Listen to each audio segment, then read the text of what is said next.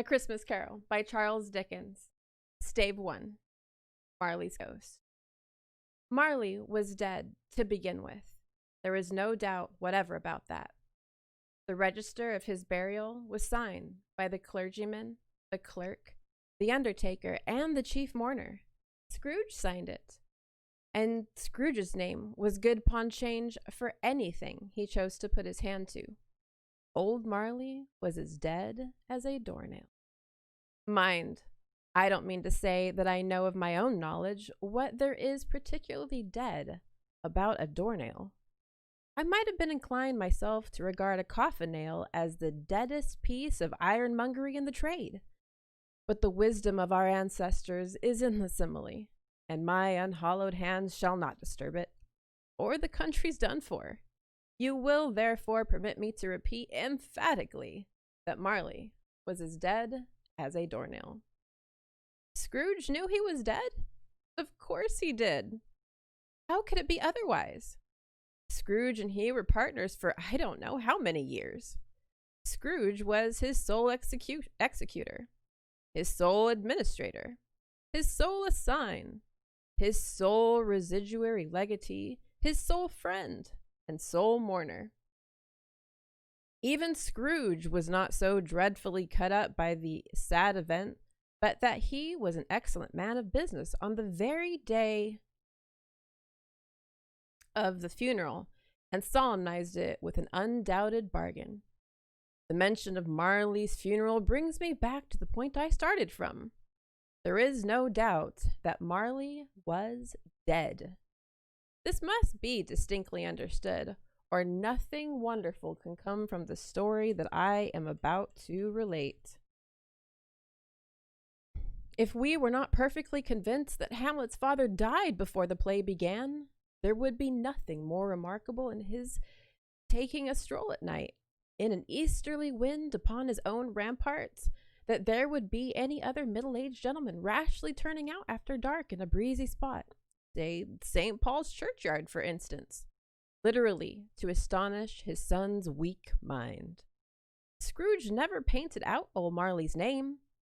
There it stood, years afterwards, above the warehouse door, Scrooge and Marley. The firm was known as Scrooge and Marley. Sometimes people new to the business called Scrooge and Scrooge, and sometimes Marley, but he answered to both names. It was all the same to him. Oh, but he was a tight-fisted hand at the grindstone, Scrooge, a squeezing, wrenching, grasping, scraping, clutching, covetous old sinner, hard and sharp as flint, from which no steel had ever struck out generous fire, secret and self-contained and solitary as an oyster.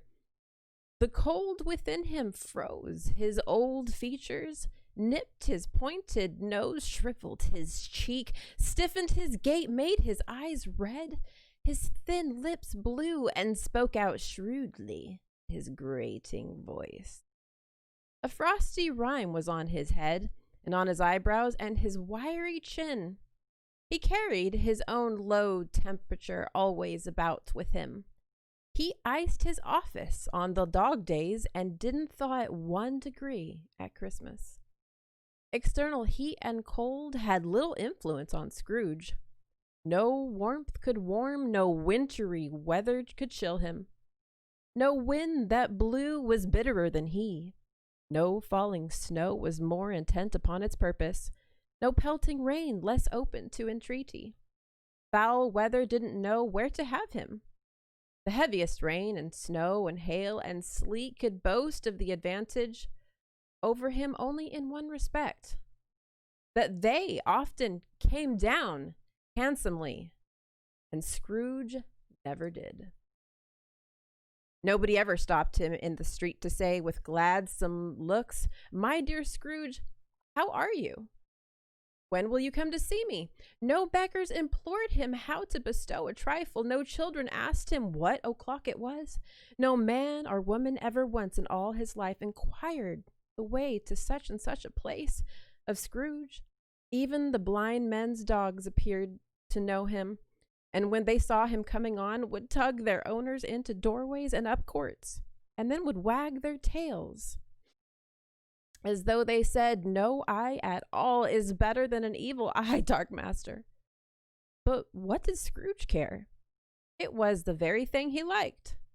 To edge his way upon the crowded paths of life, warning all human sympathy to keep its distance, was what the knowing ones called nuts to Scrooge. Once upon a time, of all the good days in the year, on Christmas Eve, old Scrooge sat busy in his counting house. It was cold, bleak, biting weather, foggy withal, and he could hear the people in the court outside go wheezing up and down, beating their hands upon their breast and stamping their feet upon the pavement stones to warm them. The city clocks had only just gone 3, but it was quite dark already. It had not been light all day, and candles were flaring in the windows of the neighboring offices like ruddy smears upon the palpable brown air. The fog came pouring in at every chink and keyhole and was so dense without that, although the court was of the narrowest, the houses opposite were mere phantoms. To see the dingy cloud come drooping down, obscuring everything, one might have thought that nature lived hard by and was brewing on a large scale. The door of Scrooge's counting house was open, that he might keep his eye upon the clerk, who, in a dismal little cell beyond, a sort of tank, was copying letters. Scrooge had a very small fire, but the clerk's fire was so very much smaller that it looked like one coal. But he couldn't replenish it, for Scrooge kept the coal box in his own room. And so surely as the clerk came in with the shovel, the master predicted that it would be necessary for them to part. Wherefore the clerk put on his white comforter and tried to warm himself at the candle, in which effort, not being a man of strong imagination, he failed. "A Merry Christmas, Uncle! God save you!" cried a cheerful voice. It was the voice of Scrooge's nephew, who came upon him so quickly that this was the first intimation he had of his approach. "Bah!" said Scrooge. "Humbug!" He had so heated himself with rapid walking in the fog and frost, the nephew of Scrooge's, that he was all in a glow. His face was ruddy and handsome, his eyes sparkled, and his breath smoked again. "Christmas, a humbug, Uncle," said Scrooge's nephew. "You don't mean that, I am sure." "I do," said Scrooge. "Merry Christmas. What right have you to be merry? What reason have you to be merry? You're poor enough." "Come then," returned the nephew gaily. "What right have you to be dismal? What reason have you to be morose? You're rich enough." Scrooge, having no better answer ready on the spur of the moment, said "Bah!" again, and followed it up with "Humbug." "Don't be cross, Uncle," said the nephew. "What else can I be?" returned the uncle, "when I live in such a world of fools as this? Merry Christmas! Out upon Merry Christmas! What's Christmas time to you but a time for paying bills without money? A time for finding yourself a year older, and not an hour richer? A time for balancing your books and having every item in 'em through a round dozen months presented dead against you? If I could work my will," said Scrooge indignantly, "every idiot who goes about with 'Merry Christmas' on his lips should be boiled with his own pudding and buried with the stake of holly through his heart. He should." "Uncle," pleaded the nephew. "Nephew," returned the uncle sternly, "keep Christmas in your own way, and let me keep it in mine." "Keep it?" repeated Scrooge's nephew. "But you don't keep it." "Let me leave it alone, then," said Scrooge. "Much good may it do you. Much good it has ever done you." "There are many good things from which I might have derived good, by which I have not profited, I dare say," returned the nephew. "Christmas among the rest. But I am sure I have always thought of Christmas time when it has come round, apart from the veneration due to its sacred name and origin, if anything belonging to it can be apart from that, as a good time, a kind, forgiving, charitable, pleasant time, the only time I know of in the long calendar of the year when men and women seem by one consent to open their shut-up hearts freely, to think of people below them as if they really were fellow passengers to the grave, and not another race of creatures bound on others' journeys. And therefore, uncle, though it has never put a scrap of gold or silver in my pocket, I believe that it has done me good and will do me good. And I say, God bless it. The clerk in the tank involuntarily applauded. Becoming immediately sensible of the impropriety, he poked at the fire and extinguished the last frail spark forever. Let me hear another sound from you, said Scrooge, and you'll keep your Christmas by losing your situation. You're quite a powerful speaker, sir, he added, turning to his nephew. I wonder you don't go into Parliament. Don't be angry, uncle. Come, dine with us tomorrow. Scrooge said that he would see him. Yes, indeed, he did. He went the whole length of the expression and said that he would see him in that extremity first. But why? Cried Scrooge's nephew. Why? Why did you get married? Said Scrooge. Because I fell in love. Because you fell in love, growled Scrooge, as if that were the only one thing in the world more ridiculous than a Merry Christmas. Good afternoon. Nay, uncle. But you never came to see me before that happened. What give it as a reason for not coming now? Good afternoon, said Scrooge. I want nothing from you. I ask nothing of you. Why cannot we be friends? Good afternoon, said Scrooge. I am sorry with all my heart to find you so resolute. We have never had any quarrel to which I have been a party. But I have made the trial and homage to Christmas, and I'll keep my Christmas humor to the last. So a Merry Christmas, uncle. Good afternoon, said Scrooge. And Happy New Year. Good afternoon, said Scrooge. His nephew left the room without an angry word notwithstanding. He stopped at the outer door to bestow the greetings of the season on the clerk, who, cold as he was warmer than Scrooge, for he returned them cordially. There's another fellow, muttered Scrooge, who overheard him. My clerk, with 15 shillings a week and a wife and family, talking about Merry Christmas. I'll retire to Bedlam. This lunatic, in letting Scrooge's nephew out, had let two people in. They were portly gentlemen, pleasant to behold, and now stood with their hats off in Scrooge's office. They had books and papers in their hands, and bowed to him. Scrooge and Marley's, I believe, said one of the gentlemen, referring to his list. Have I the pleasure of addressing Mr. Scrooge or Mr. Marley? Mr. Marley has been dead these 7 years, Scrooge replied. He died 7 years ago this night, this very night. We have no doubt his liberality is well represented by his surviving partner, said the gentleman, presenting his credentials. It certainly was, for they had been two kindred spirits. At the ominous word liberality, Scrooge frowned and shook his head and handed the credentials back. At this festive season of the year, Mr. Scrooge, said the gentleman, taking up his pen, it is more than usually desirable that we should make some slight provision for the poor and destitute, who suffer greatly at the present time. Many thousands are in want of common necessaries. Hundreds of thousands are in want of common comfort, sir. Are there no prisons? Asked Scrooge. Plenty of prisons, said the gentleman, laying down the pen again.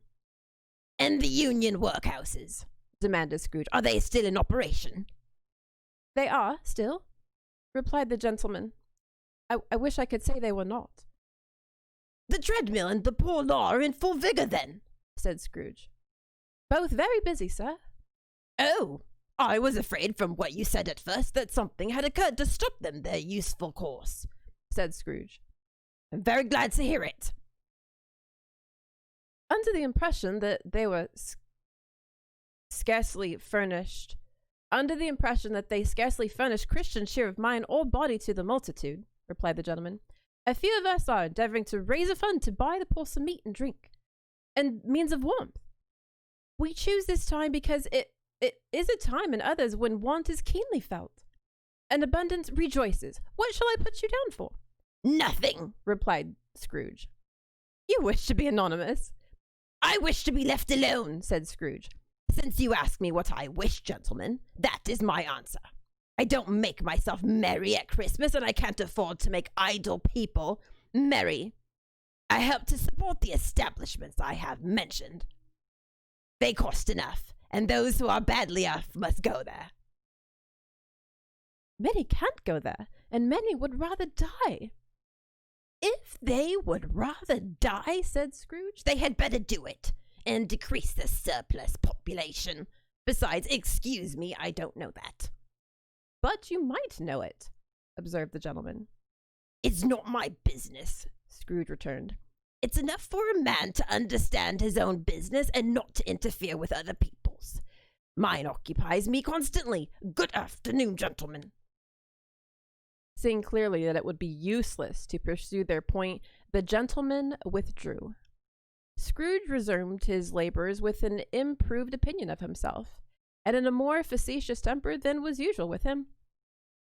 Meanwhile, the fog and darkness thickened so that people ran about with flaring links, proffering their services to go before horses and carriages and conduct them on their way. The ancient tower of a church, whose gruff old bell was always peeping slyly down at Scrooge out of a Gothic window in the wall, became invisible, and struck the hours and quarters in the clouds with tremulous vibrations afterwards, as if its teeth were chattering in its frozen head up there. The cold became intense. In the main street, at the corner of the court, some laborers were repairing the gas pipes, and had lit a great fire in a brazier, round which a party of ragged men and boys were gathered, warming their hands and winking their eyes before the blaze in rapture.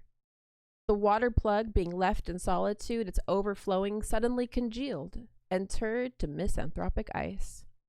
The brightness of the shops, where holly sprigs and berries crackled in the lamp heat of the windows, made pale faces ruddy as they passed.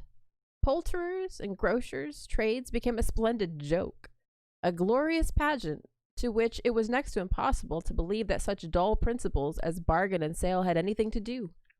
The Lord Mayor, in the stronghold of the mighty mansion house, gave orders to his 50 cooks and butlers to keep Christmas, as a Lord Mayor's household should. And even the little tailor, whom he had fined 5 shillings on the previous Monday for being drunk and bloodthirsty in the streets, stirred up tomorrow's pudding in his garret, while his lean wife and the baby sallied out to buy the beef. Foggier yet and colder, piercing, searching, biting cold. If the good St. Dunstan had but nipped the evil spirit's nose with a touch of such weather as that instead of using his familiar weapons, then indeed he would have roared to lusty purpose. The owner of one scant young nose gnawed and mumbled by the hungry cold as bones is gnawed by dogs, stooped down at Scrooge's keyhole to regale him with a Christmas carol. But at first the sound of "God bless you, ye merry gentlemen, may nothing you dismay," Scrooge seized the ruler with such energy of action that the singer fled in terror, leaving the keyhole in the fog and even more congenial frost. At length, the hour of shutting up the counting house arrived. With an ill will, Scrooge dismounted from his stool and tacitly admitted the fact to the expectant clerk in the tank, who instantly snuffed his candle out and put out his hat. "You'll want all day tomorrow, I suppose," said Scrooge. "If quite convenient, sir." "It's not convenient," said Scrooge, "and it's not fair.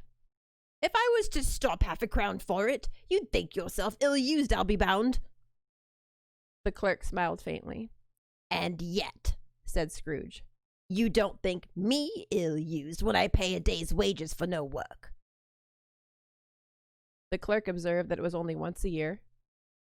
"A poor excuse for picking a man's pocket every 25th of December," said Scrooge, buttoning his greatcoat to the chin. "But I suppose you must have the whole day.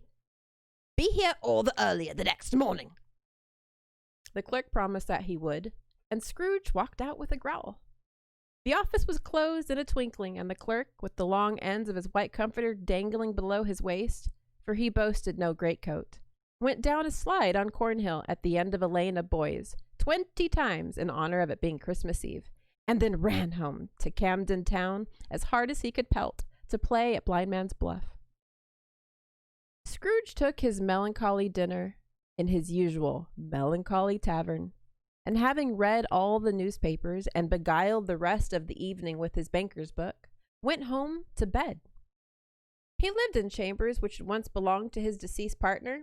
They were a gloomy suite of rooms, in a lowering pile of building up a yard, where it had so little business to be that one could scarcely help fancying it must have run there when it was a young house, playing at hide and seek with other houses, and have forgotten the way out again. It was old enough now, and dreary enough, for nobody lived in it but Scrooge, the other rooms being all let out as offices. The yard was so dark that even Scrooge, who knew its every stone, was fain to grope with his hands. The fog and frost so hung about the black old gateway of the house that it seemed as if the genius of the weather sat in mournful meditation on the threshold. Now, it is a fact that there was nothing at all particular about the knocker on the door, except that it was very large. It was also a fact that Scrooge had seen it, night and morning, during his whole residence in that place. Also that Scrooge had a little of what is called fancy about him, as any man in the city of London, even including, which is a bold word, the corporation alderman and livery. Let it also be borne in mind that Scrooge had not bestowed one thought on Marley since his last mention of his 7 years dead partner that afternoon. And then let any man explain to me, if he can, how it happened that Scrooge, having his key on the lock of the door, saw in the knocker, without its undergoing any immediate process of change, not a knocker but Marley's face. Marley's face. It was not an impenetrable shadow as the other objects in the yard were, but had a dismal light about it, like a bad lobster in a dark cellar. It was not angry or ferocious, but looked at Scrooge as Marley used to look, with ghostly spectacles turned up on its ghostly forehead. The hair was curiously stirred as if by breath or hot air, and though the eyes were wide open, they were perfectly motionless. That and its livid color made it horrible, but its horror seemed to be in spite of the face and beyond its control, rather than part of its own expression. As Scrooge looked fixedly at this phenomenon, it was a knocker once again. To say that he was not startled, or that his blood was not conscious of a terrible sensation to which it had been a stranger from infancy, would be untrue. But he put his hand upon the key he had relinquished, turned it sturdily, walked in, and lit his candle. He did pause with the moment's irresolution before he shut the door, and he did look cautiously behind it first, as if he half expected to be terrified with the sight of Marley's pigtails sticking out into the hall.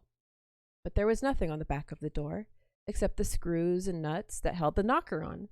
So he said, "Pah, pah," and closed it with a bang. The sound resonated through the house like thunder. Every room above and every cask in the wine merchant's cellar below appeared to have a separate peal of echoes on its own. Scrooge was not a man to be frightened by echoes. He fastened the door and walked across the hall and up the stairs. Slowly, too, trimming his candle as he went.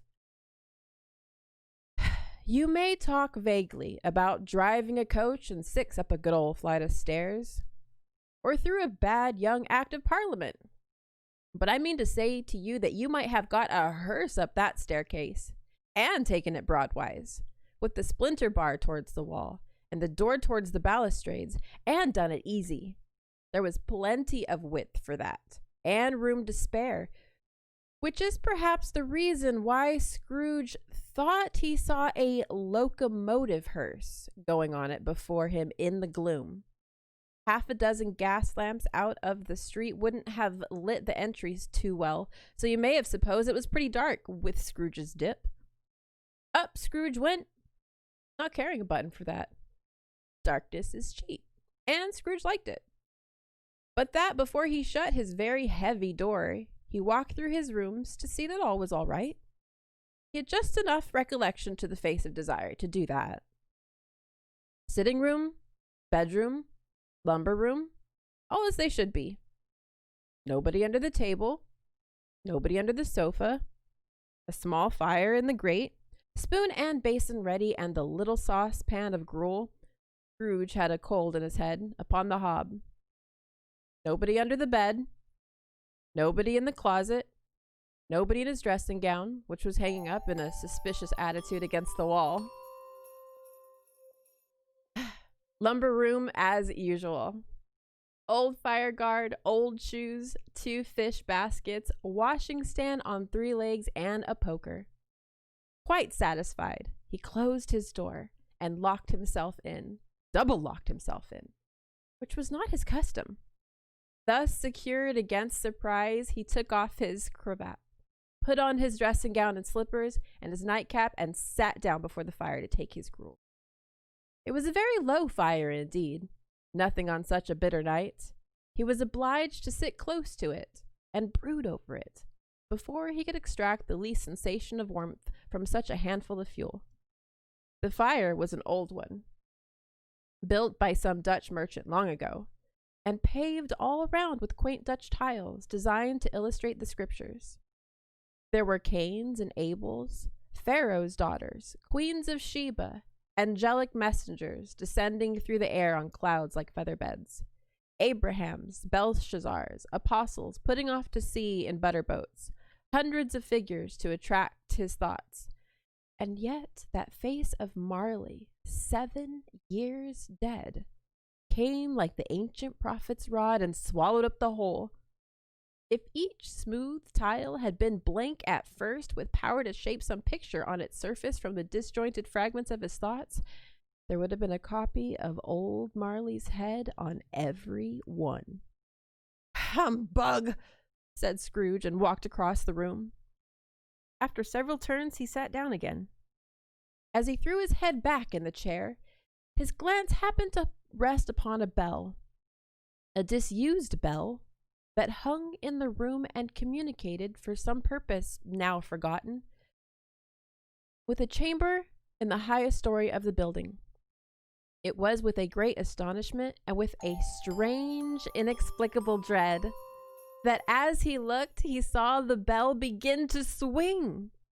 It swung so softly in the outset that it scarcely made a sound. But soon it rang out so loudly, so did every bell in the house. This might have lasted half a minute or a minute, but it seemed an hour. They were succeeded by a clanking noise deep down below, as if some person were dragging a heavy chain over the casks in the wine merchant's cellar. Scrooge then remembered to have heard that ghosts in haunted houses were described as dragging chains. The cellar door flew open with a booming sound, and then he heard the noise much louder, coming from the floors below, then coming up the stairs, then coming straight towards his door. "It's a humbug still," said Scrooge. "I won't believe it." His color changed, though, when, without a pause, it came on through the heavy door and passed into the room before his eyes. Upon its coming in, the dying flame leapt up as though it cried, "I know him, Marley's ghost," and fell again. The same face, the very same. Marley in his pigtail usual waistcoat, tights, and boots, the tassels on the later bristling like his pigtail, and his coat skirts, the hair upon his head. The chain he drew was clasped about his middle. It was long and wound about him like a tail. It was made, for Scrooge observed it closely, of cash boxes, keys, padlocks, and heavy purses wrought with steel. his body was transparent so that Scrooge, observing him and looking through his waistcoat, could see the 2 buttons on the coat behind. Scrooge had often heard it said that Marley had no bowels, but he never believed it until now. Nor did he believe it even now. Though he looked the phantom through and saw it standing before him, though he felt the chilling influence of his death-cold eyes and marked the very texture of the folded kerchief bound about its head and chin, which wrapper he had not observed before, he was still incredulous and fought his senses. "How now?" cried Scrooge, caustic and cold as ever. "What do you want with me?" "Much." Marley's voice, no doubt about it. "Who are you?" "Ask me who I was." "Who are you, then?" said Scrooge, raising his voice. "You're peculiar for a shade." He was going to say to a shade, but substituted this as more appropriate. "In life, I was your partner, Jacob Marley." Can you sit down?" asked Scrooge, looking doubtfully at him. "I can." "Do it, then." Scrooge asked the question because he didn't know whether a ghost so transparent might find himself in a condition to take a chair, and felt that in the event of its being impossible, it might involve the necessity of an embarrassing explanation. But the ghost sat down on the opposite end of the fireplace as if it were used to it. "You don't believe in me," observed the ghost. "I don't," said Scrooge. "What evidence would you have of my reality beyond that of your own senses?" "I don't know," said Scrooge. "Why do you doubt your senses?" "Because," said Scrooge, "a little thing affects them. A slight disorder of the stomach makes them cheats. You may be an undigested bit of beef, a blot of mustard, a crumb of cheese, a fragment of an underdone potato. There's more gravy about you than grave, whatever you are." Scrooge was not much in the habit of cracking jokes, nor did he feel in his heart by any means waggish then.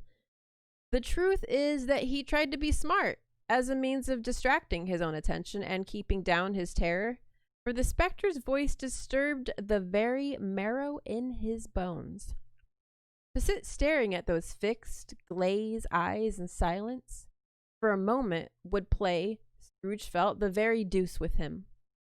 There was something very awful, too, in the specter's being provided with an infernal atmosphere of his own. Scrooge could not feel it himself, but this was clearly the case. For though the ghost sat perfectly motionless, its hair and skirts and tassels were still agitated, as by the hot vapor from an oven. "You see this toothpick?" said Scrooge, returning quickly to the charge, for the reason just assigned, and wishing, though it were only for a second, to divert the vision's stony gaze from himself. "I do," replied the ghost. "You're not looking at it," said Scrooge.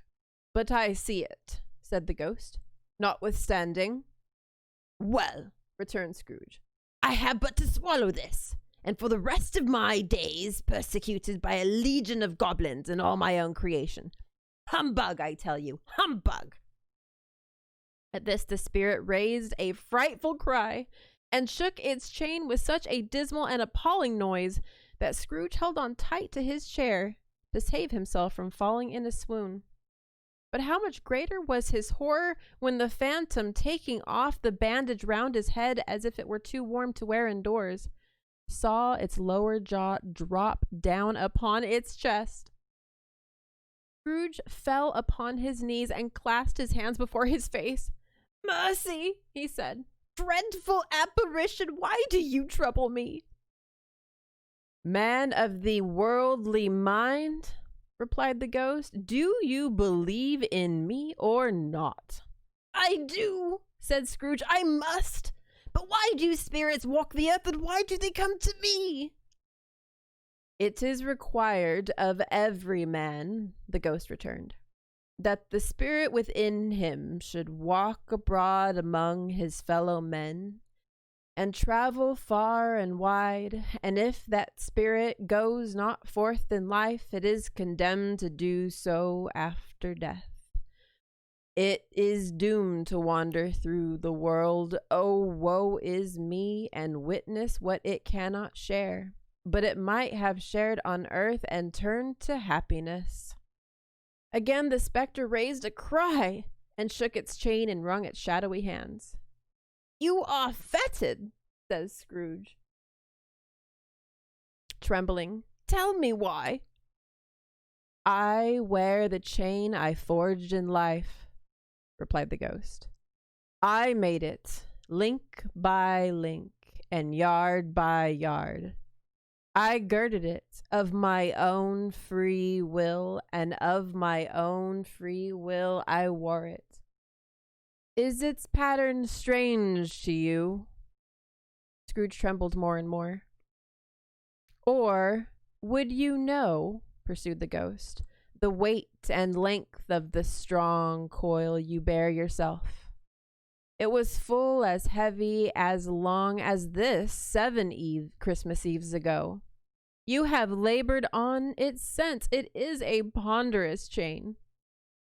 Scrooge glanced about him on the floor in the expectation of finding himself surrounded by some 50 or 60 fathoms of iron cable, but he could see nothing. "Jacob," he said imploringly. "Oh, Jacob Marley, tell me more. Speak comfort to me, Jacob." "I have none to give," the ghost replied. "It comes from other regions, Ebenezer Scrooge, and is conveyed by other ministers, to other kinds of men. Nor can I tell you what I would.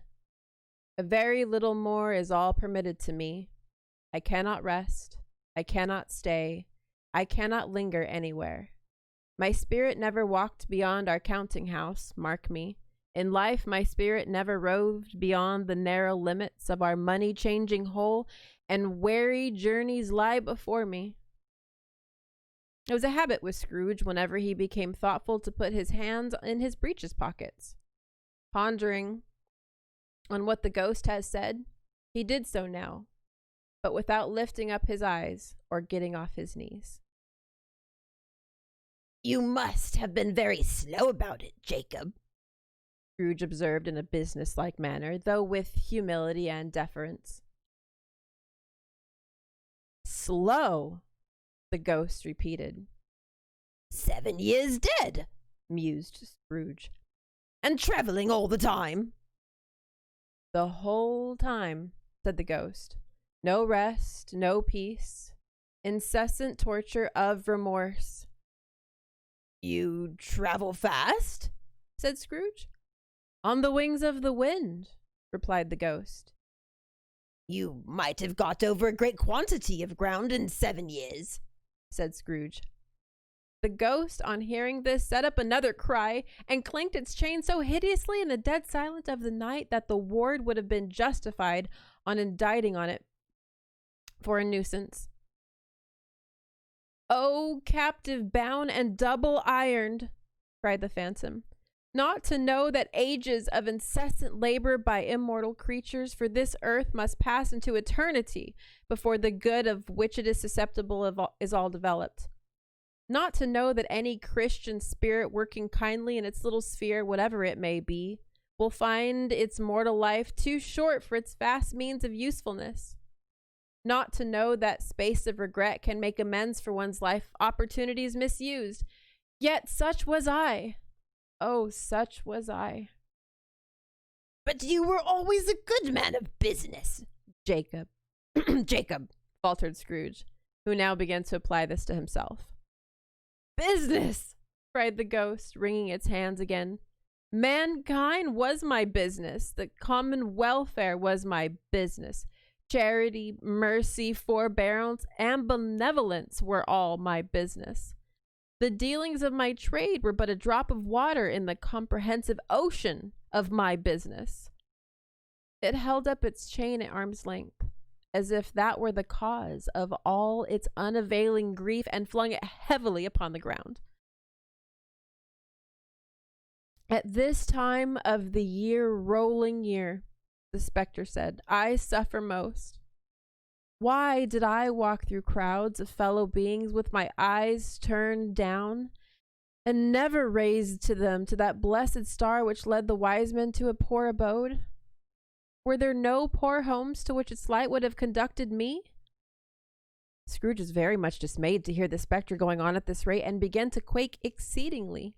Hear me, cried the ghost. My time is nearly gone. I will, said Scrooge, but don't be hard upon me. Don't be flowery, Jacob, pray.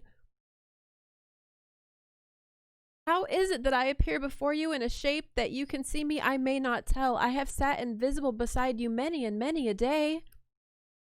It was not an agreeable idea. Scrooge shivered and wiped the perspiration from his brow. That is no light part in my penance, pursued the ghost. I am here tonight to warn you that you have yet a chance and hope of escaping my fate. A chance and hope of my procuring Ebenezer. You were always a good friend to me, said Scrooge. Thank ye. You will be haunted, resumed the ghost, by 3 spirits. Scrooge's countenance fell almost as low as the ghost's had done. Is that the chance and hope you mentioned, Jacob? He demanded in a faltering voice. It is. I think I'd rather not, said Scrooge. Without their visit, said the ghost, you cannot hope to shun the path I tread.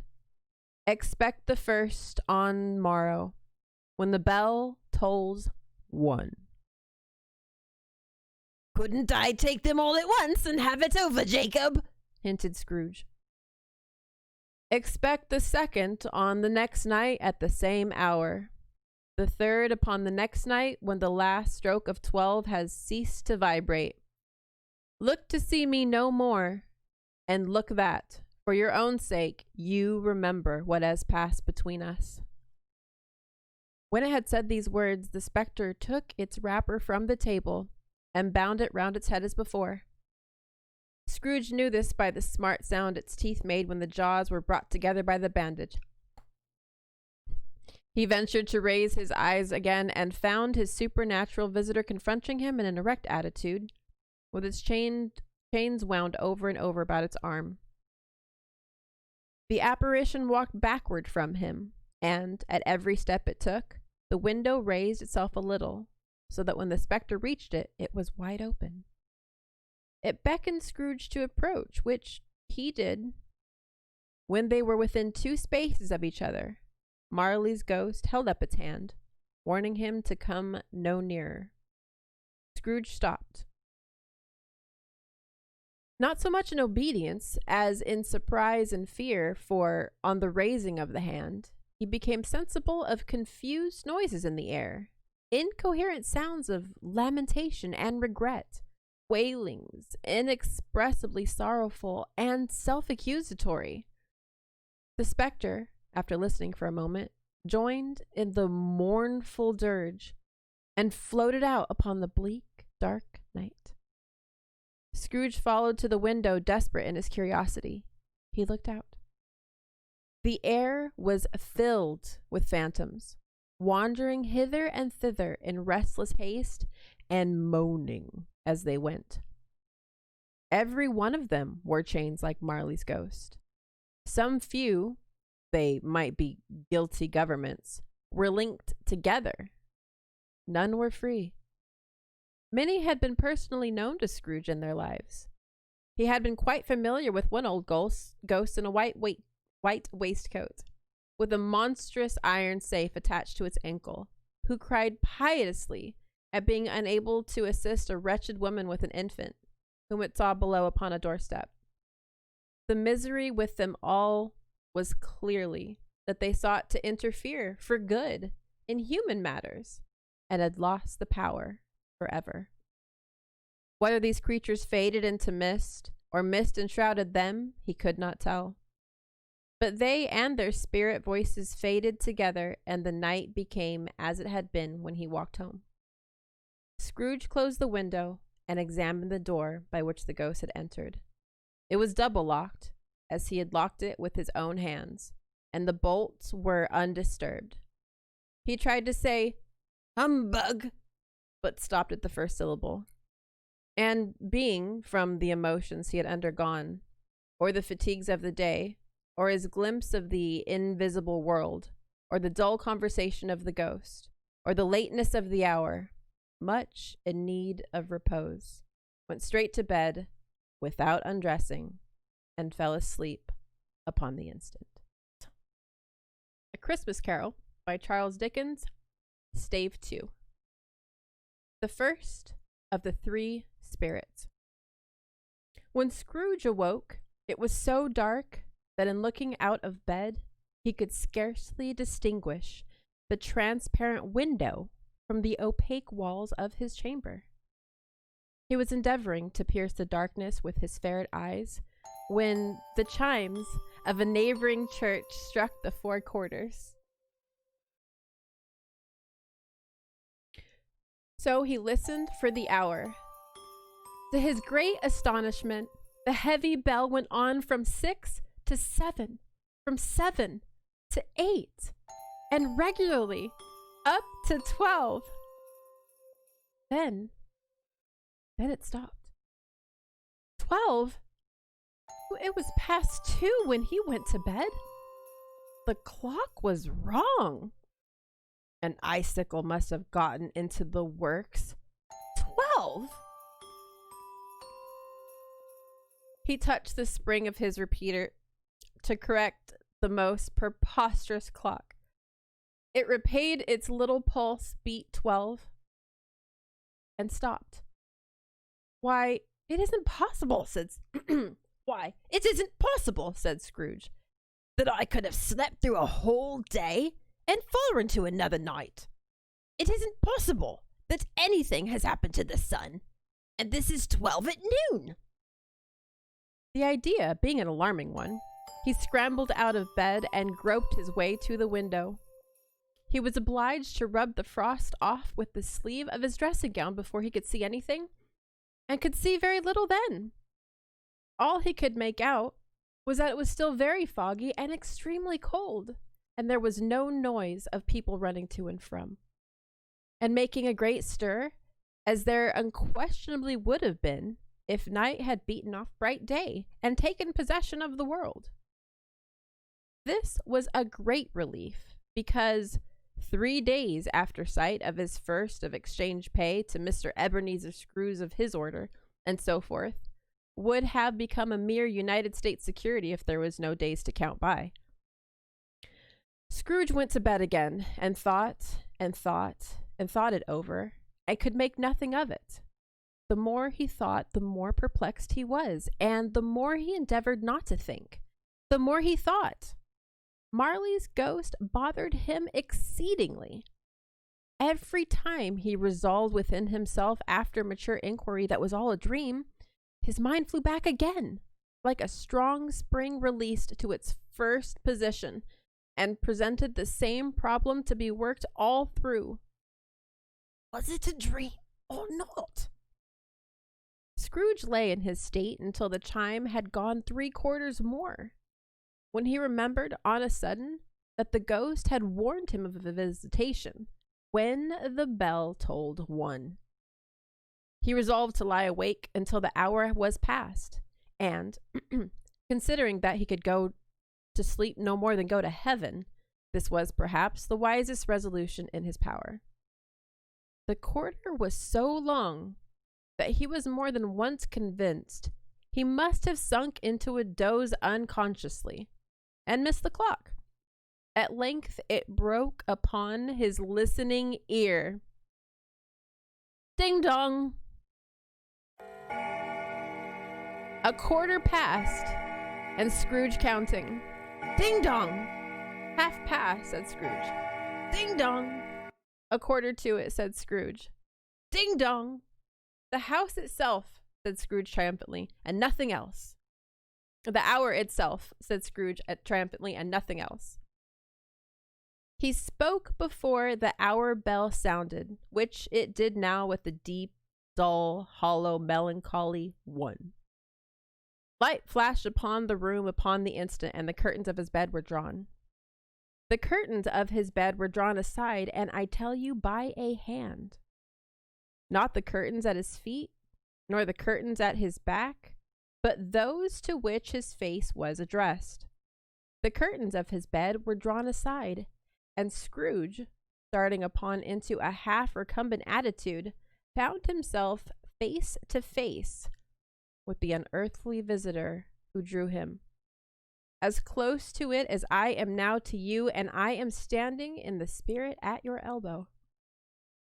It was a strange figure, like a child, yet not so like a child as like an old man, viewed through some supernatural medium, which gave him the appearance of having receded from the view and being diminished to a child's proportion. Its hair, which clung about its neck and down its back, was white, as if with age, and yet the face had not a wrinkle on it, and the tenderest bloom was upon the skin. The arms were very long and muscular, the hands the same, as if its hold were of uncommon strength. Its legs and feet, most delicately formed, were like those upper members, bare. It wore a tunic of the purest white, and bound its waist and bound a lustrous belt, the sheen of which was beautiful. It held a branch of fresh green holly in its hand, and in singular contradiction of that wintry emblem, had its dress trimmed with summer flowers. But the strangest thing about it, that from the crown of its head there sprang a bright clear jet of light, by which all this was visible, and which was doubtless the occasion of its using, in its duller moments, a great extinguisher for a cap, which it now held under its arm. Even this, though, when Scrooge looked at it with increasing steadiness, was not its strangest quality. For, as its belt sparkled and glittered, now in just one part, and now in another, and what was light one instant, at another time was dark, so the figure itself fluctuated in its distinctness, being now a thing with one arm, now with one leg, now with 20 legs, now with a pair of legs without a head, now with a head without a body, of which dissolving parts no outline would be visible in the dense gloom wherein they melted away. And in the very wonder of this, it would be itself again, distinct and clear as ever. Are you the spirit, sir, whose coming was foretold to me? asked Scrooge. I am. I am. The voice was soft and gentle, singularly low, as if, instead of being so close to him, it were at a distance. Who and what are you? Scrooge demanded. I am the ghost of Christmas past. Long past? Inquired Scrooge, observant of its dwarfish stature. No, your past. Perhaps Scrooge could not have told anybody why, if anybody would have asked him, but he had a special desire to see the spirit in his cap, and begged it to be covered. What? Exclaimed the ghost. Would you so soon put me out with worldly hands the light I give? Is it not enough that you are one of those whose passion made this cap, and forced me through whole trains of years to wear it low upon my brow? Scrooge reverently disclaimed all intention to offend, or any knowledge of having wilfully bonneted the spirit at any period of its life. He then made bold to inquire what business brought him there. Your welfare, said the ghost. Scrooge himself much obliged, but could not help thinking that a night of unbroken rest would have been more conducive than that end. The spirit must have heard him thinking, for it immediately said, Your reclamation, then. Take heed. It put out its strong hand as it spoke, and clasped them gently by the arm. Rise and walk with me. It would have been in vain for Scrooge to plead that the weather and the hour were not adapted to pedestrian purposes. That bed was warm and the thermometer a long way below freezing. He was clad but tightly in his slippers, dressing gown, and nightcap, and that had a cold upon him at that time. The grasp, though gentle as a woman's hand, was not to be resisted. He rose, but finding that the spirit made towards the window, clasped its robe in supplication. I am a mortal, Scrooge remonstrated, and liable to fall. Bear but a touch of my hand there, said the spirit, laying it upon its heart, and you shall be upheld in more than this. As the words were spoken, they passed through the wall and stood upon a country road, with fields on either hand. The city had entirely vanished. Not a vestige of it were to be seen. The darkness and the mist had vanished, for with it was a clear, cold winter day, and snow upon the ground. Good heaven, said Scrooge, clasping his hands together as he looked about him. I was bred in this place. I was a boy here. The spirit gazed upon him mildly. Its gentle touch, though it had been light and instantaneous, appeared still present to the old man's sense of feeling. He was conscious of 1,000 odors floating in the air, each one connected with 1,000 thoughts and hopes and joys and cares long forgotten. Your lip is trembling, said the ghost. And what is that upon your cheek?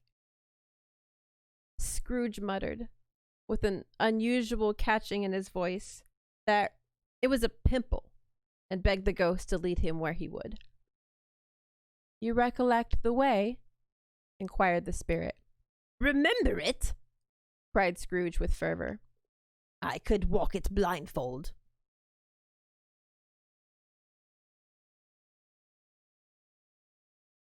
Strange to have forgotten it for so many years, observed the ghost. Let us go on. They walked along the road, Scrooge recognizing every gate and post and tree, until a little market town approached in the distance, with its bridge, its church, and winding river. Some shaggy ponies now were seen trotting towards them with boys upon their backs, who called out to other boys in country gigs and carts driving by farmers. All these boys were in great spirits and shouted to each other, until the broad fields were so full of merry music that the crisp air laughed to hear it.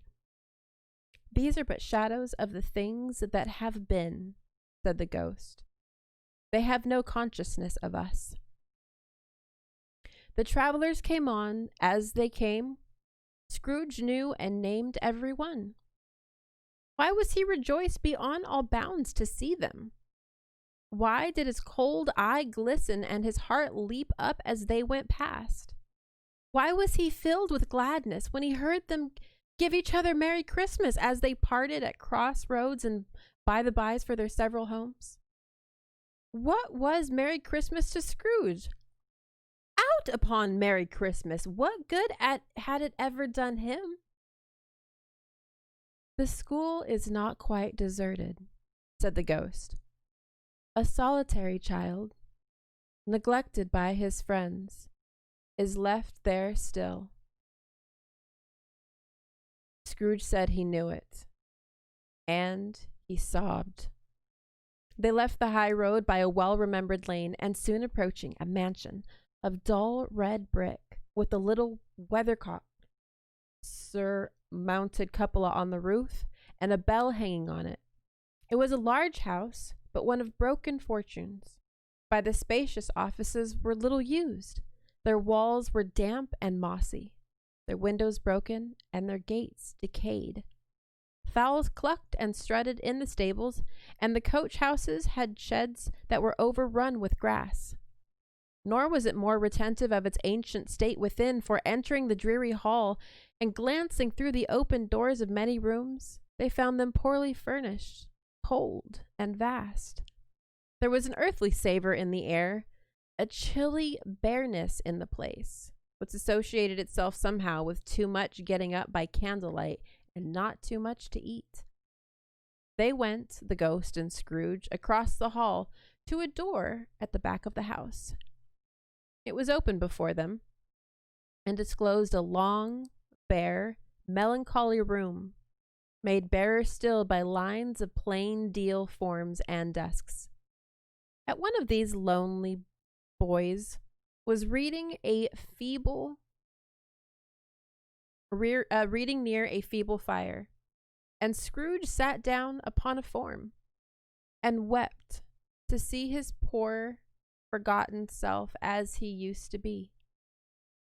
Not a latent echo in this house, not a squeak and scuffle from the mice behind the paneling, not a drip from the half-thawed waterspout in the dull yard behind, not a sigh among the leafless boughs of one despondent poplar, not the idle swinging of an empty storehouse door, no, not a clicking in the fire, but fell upon the heart of Scrooge with softening influence, and gave a freer passage to his tears.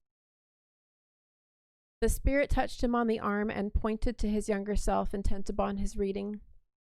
Suddenly a man in foreign garments, wonderfully real and distinct to look at, stood outside the window, with an axe stuck in his belt, and leading by the bridle an ass laden with wood. "Why, it's Ali Baba!" exclaimed with ecstasy. "It's dear old Ali Baba, yes, I know. One Christmas time, when yonder solitary child was left here all alone, he did come. And for the first time, just like that, poor boy. And Valentine," said Scrooge, "and his wild brother Orson, there they go. And what's his name? Who was put down in his drawers asleep at the gates of Damascus? Don't you see him? And the Sultan's groom, turned upside down by the genie, there he is upon his head, serves him right. I'm glad of it. What business had he to be married to the princess?" To hear Scrooge expending all the earnestness of his nature on such objects, in a most extraordinary voice between laughing and crying, and to see his heightened and excited face, would have been a surprise to his business friends in the city indeed. "There's the parrot," cried Scrooge. "Green body and tail, with the thing like a lettuce growing out of the top of its head. There he is. Poor Robin Crusoe had called him when he came home again and sailing round the island. Poor Robin Crusoe, where have you gotten to been, Robin Crusoe? The man thought he was dreaming, but he wasn't. He was a parrot, you know. There goes Friday, running for his life in the little creek. Hello, hop, hello." Then, with a rapid rapidity of transition very foreign to his unusual character, he said in pity for his former self, "Poor boy," and cried again.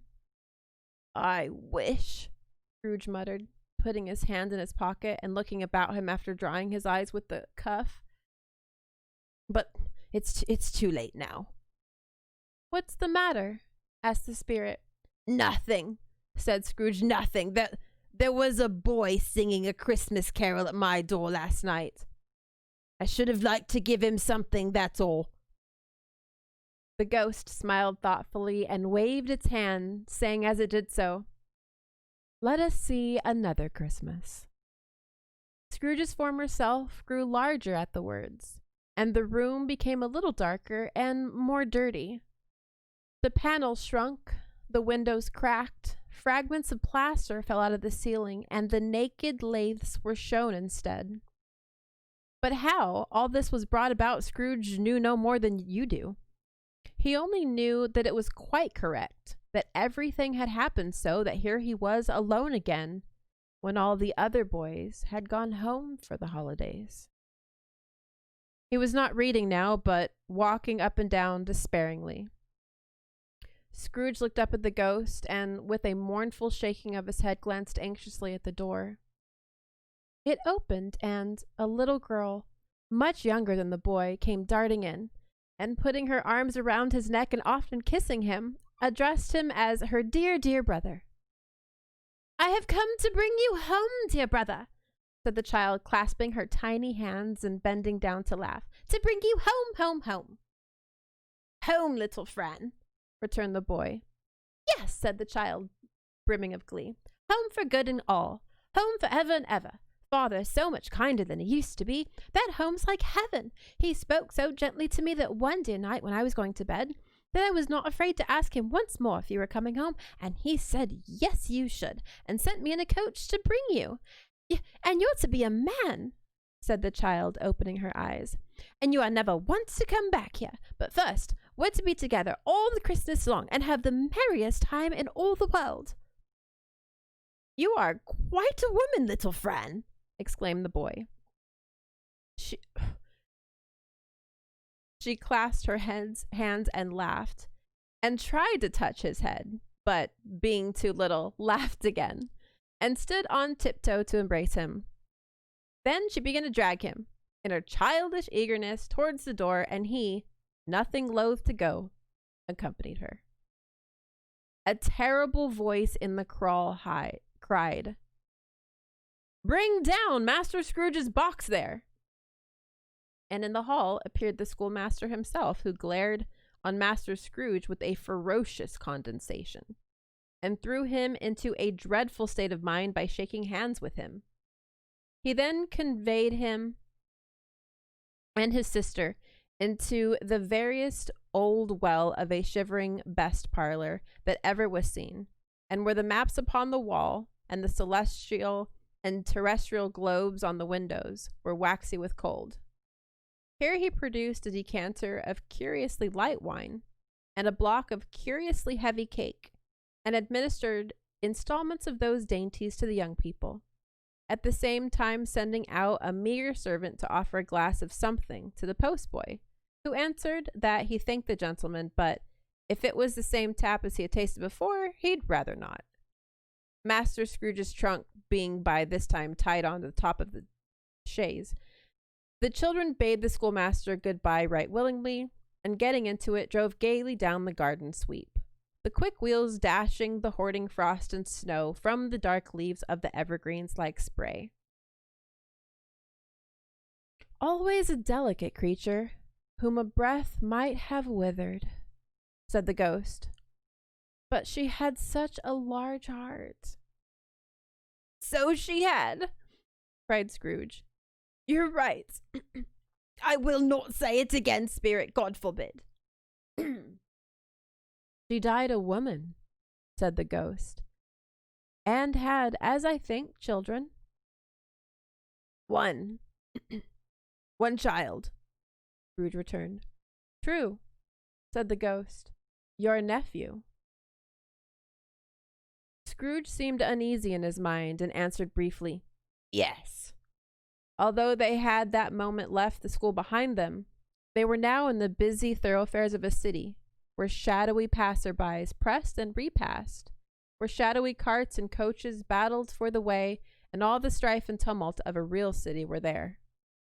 It was made plain enough by the dressing of the shops that here, too, it was Christmas time again, but it was evening, and the streets were lit up. The ghost stopped at a certain warehouse door and asked Scrooge if he knew it. Know it, said Scrooge. Was I apprenticed here? They went in. At sight of an old gentleman in a Welsh wig sitting behind a high desk that, if he had been 2 inches taller, he must have knocked his head against the ceiling, Scrooge cried in great excitement, Why, it's old Fezziwig! Bless his heart! It's Fezziwig alive again! Old Fezziwig laid down his pen and looked up at the clock, which pointed to the hour of 7. He rubbed his hands, adjusted his capacious waistcoat, laughed all over himself, from his shoes to his organ of benevolence, and called out in a comforting, oily, rich, fat, jovial voice, Ho, ho, there, Ebenezer! Scrooge's former self, now a grown young man, came briskly in, accompanied by his fellow patients. Dick Wilkins, to be sure, said Scrooge to his ghost. Bless me, there he is. He was very much attached to me, was Dick. Poor Dick, dear, dear. Yo ho, my boys, said Fezziwig. No more work tonight. Christmas Eve, Ebenezer. Let's have the shutters up, cried old Fezziwig, with a sharp clasp of his hands, before a man can say Jack Robinson. You wouldn't believe how those two fellows went at it. They charged into the street with the shutters 1, 2, 3. They had them up in their places 4, 5, 6, barred them and pinned them 7, 8, 9, and came back before you could have gotten to 12, panting like racehorses. Hilly ho! Cried old Fezziwig, skipping down from his high desk with wonderful agility. Clear away, my lads, and let's have lots of room here. Hilly ho! Dick, cheer up, Ebenezer. Clear away? There was nothing they would have had clear away, or it couldn't have cleared away, with old Fezziwig looking on. It was done in a minute. Every movable was packed off, as if it were dismissed from public life forever. The floor was swept and watered, the lamps were trimmed, fuel was heaping upon the fire, and the warehouse was as snug and warm and dry and bright a ballroom as you would desire to see on winter's night. In came a fiddler with a music book, and went up into the lofty desk and made an orchestra of it, and tuned like 50 stomach aches. In came Mrs. Fezziwig, who was one vast, substantial smile. In came the 3 Mrs. Fezziwigs, beaming and lovable. In came the 6 young fellowers whose hearts they broke. In came all the young men and women employed in the business. In came the housemaid with her cousin, the baker. In came the cook with her brother's particular friend, the milkman. In came the boy from the way who was suspected of not having board enough from his master, trying to hide himself behind the girl from next door, but one, who was proved to have her ears pulled down by her mistress. In all they came, one after another, some shyly, some boldly, some gracefully, some awkwardly, some pushing, some pulling, and in all they came, anyhow and everyhow. Away they went, 20 couple at once, hands half round and back up against the other way, down the middle and up again, round and round in various stages of affectionate grouping. Old top couple always turning up in the wrong place, new top couple starting off again as soon as they got there, all top couples at last, and not a bottom one to help them.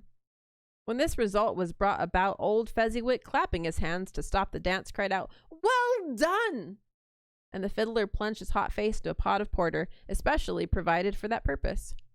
But, scorning rest upon his reappearance, Happy holidays. Thank you.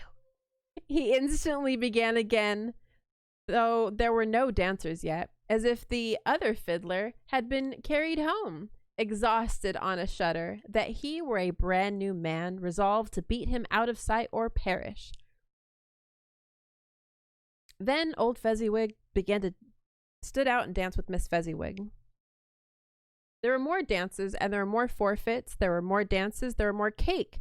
There was more, and a great piece of cold roast, and there was a great piece of cold boiled, and there were mince pies and plenty of beer. But the great effect of the evening came after the roast and boiled, when the fiddler, an artful dog mind, the sort of man who knew his business better than you or I should have told him, struck up Sir Roger de Coverley. And that is when Fezziwig stood out to dance with Miss Fezziwig. Top couple, too, with a good stiff piece of work cut out for them, 3 or 4 and 20 pair of partners, people who were not to be trifled with, people who would dance and had no notion of walking. But if they had been twice as many, 4 times, old Fezziwig would have been a match for them, and so would have Mrs. Fezziwig. As to her, she was worthy to be his partner in every sense of the term. If that's not high praise, tell me higher, and I'll use it. A positive light appeared to issue from Fezziwig's calves. They shone in every part of the dance like moons. You wouldn't have predicted at any given time what would have become of them next. And when old Fezziwig and Mrs. Fezziwig had gone all through the dance, advanced and retire, both hands to your partner, bow and curtsy, corkscrew, thread the needle, and back again to your place, Fezziwig cut so deftly that he appeared to wink with his legs and came upon his feet again without a stagger. When the clock struck 11, this domestic ball broke up. Mr. and Mrs. Fezziwig took their stations, one on either side of the door, and, shaking hands with every person individually as he or she went out, wished them or her a Merry Christmas. When everybody had retired but the two prentices, they did the same to them, and thus the cheerful voices died away. The lads were left up to their beds, which were under a counter in the back shop. During the whole of this time, Scrooge had acted like a man out of his wits. His heart and soul were in the scene and with his former self. He corroborated everything, remembered everything, enjoyed everything, and underwent the strangest agitation. It was not until now, when the bright faces of his former self and Dick were turned from them, that he remembered the ghost, and became conscious that it was looking full upon him, while the light upon his head burnt very clear. "A small matter," said the ghost, "to make these silly folks look so full of gratitude." "Small," echoed Scrooge.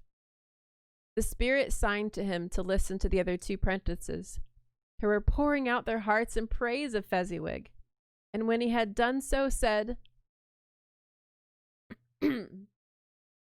Why is it not? He has spent but a few pounds of your mortal money, 3 or 4 perhaps. Is that so much that he deserves this praise?" It isn't that, said Scrooge, heated by the remark, and speaking unconsciously like his former, not his latter self. "It isn't that, spirit. He has the power to render us happy or unhappy, to make our service light or burdensome, a pleasure or a toil. Say that his power lies in some words and looks, and things so slight and insignificant that it is impossible to add and count them up. What then? The happiness he gives us is quite as great as if it cost a fortune." He felt the spirit's glance and stopped. "What's the matter?" asked the ghost. "Nothing particular," said Scrooge. "Something, I think," the ghost insisted. "No," said Scrooge. "No, I should like to be able to say a word or two to my clerk just now. That's all." His former self turned down the lamps as he gave utterance to the wish, and Scrooge had the ghost stood again him side by side in the open air. "My time grows short," observed the spirit. "Quick." This was not addressed to Scrooge or to anyone whom he could see, but it produced an immediate effect.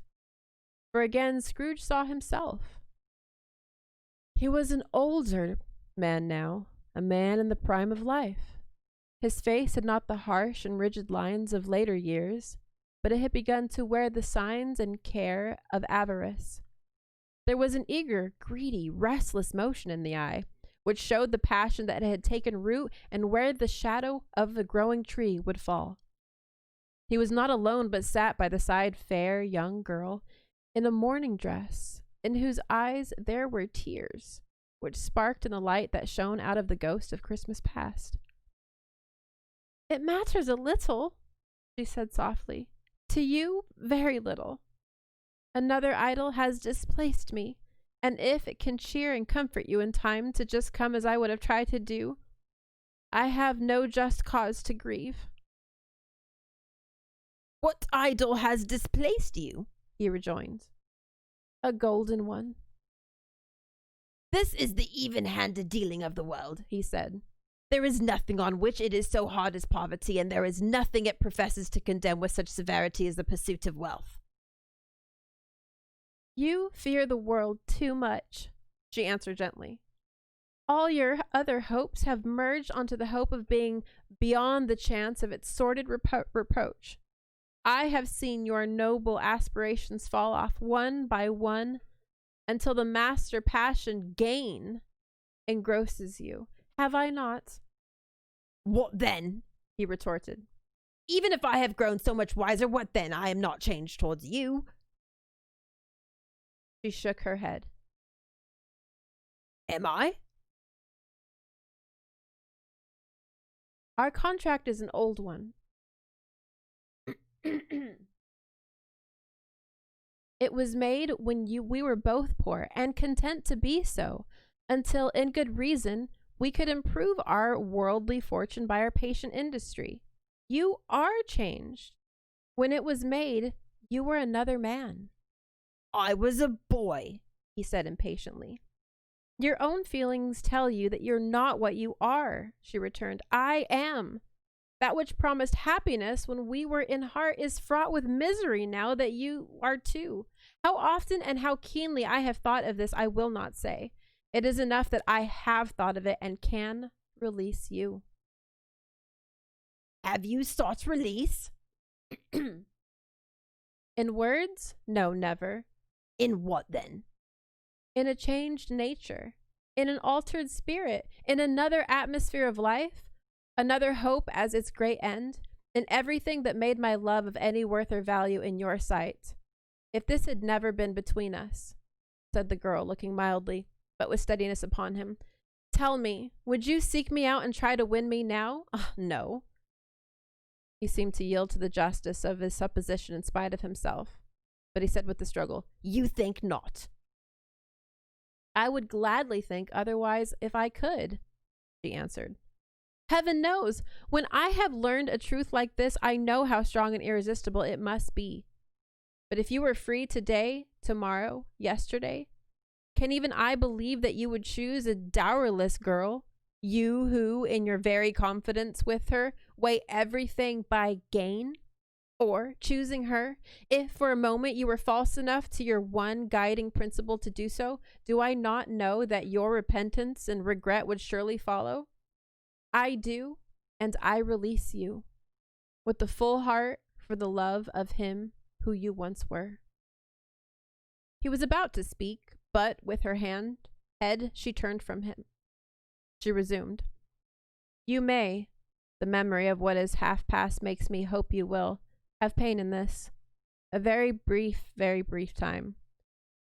And you will dismiss the recollection of it gladly, as an unprofitable dream, from which it happened well that you awoke. May you be happy in the life you have chosen. She left him and they parted. Spirit, cried Scrooge, show me no more. Conduct me home. Why do you delight to torture me? One shadow more, exclaimed the ghost. No more, cried Scrooge, no more. I don't wish to see it. Show me no more. But the relentless ghost pinioned him in both his arms and forced him to observe what happened next. There were in another scene and place a room, not very large or handsome, but full of comfort. Near to the winter fire sat a beautiful young girl, so like the last that Scrooge believed it was the same, until he saw her, now a comely matron, sitting opposite her daughter. The noise in this room was perfectly tumultuous, for there were more children there than Scrooge in his agitated state of mind could count, and unlike the celebrated herd in the poem, they were not 40 children conducting themselves like one, but every child was conducting itself like 40. The consequences were uproarious beyond belief, but no one seemed to care. On the contrary, the mother and daughter laughed heartily and enjoyed it very much. And the latter, soon beginning to mingle in the sports, got pillaged by the young brigands most ruthlessly. What would I not have given to be one of them? Though I never could have been so rude, no. I wouldn't for the wealth in all the world have crushed that braided hair and torn it down for the precious little shoe. I would have plucked it off. God bless my soul to save my life. As to measuring her waist in sport as they did bold young broods, I couldn't have done it. I should have expected my arm to have grown round for a punishment and never come straight again, and yet I should have dearly liked, I own, to have touched her lips, to have questioned her that she might have opened them, to have looked upon the lashes of her downcast eyes and never raised a blush, to have let loose waves of hair, an inch of which would have been a keepsake beyond price. In short, I should have liked, I do confess, to have had the lightest license of a child, and yet to have been man enough to know its value. But now a knocking at the door was heard, and such a rush immediately ensued that she, with laughing face and plundered dress, was borne towards it in the center of a flushed and boisterous group, just in time to greet the father, who came home attached by a man laden with Christmas toys and presents. Then the shouting and the struggling and the onslaught that was made on the defenseless porter. The scaling him with chairs for ladders, to dive into his pockets, to spoil him of brown paper parcels, hold on tightly by his cravat, hung him round his neck, pummel his back, and kick his legs in irreprehensible affection.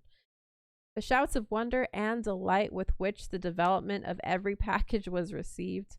The terrible announcement that the baby had been taken in the act of putting a doll's frying pan in her mouth, and was more than suspected of having swallowed a fictitious turkey, glued on a wooden platter. The immense relief of finding this is a false alarm. The joy, the gratitude, the ecstasy, they were all indescribable alike. It is enough that by degrees the children and their emotions got out of the parlor, and by one stair up at a time, up to the top of the house, where they went to bed, and so subsided.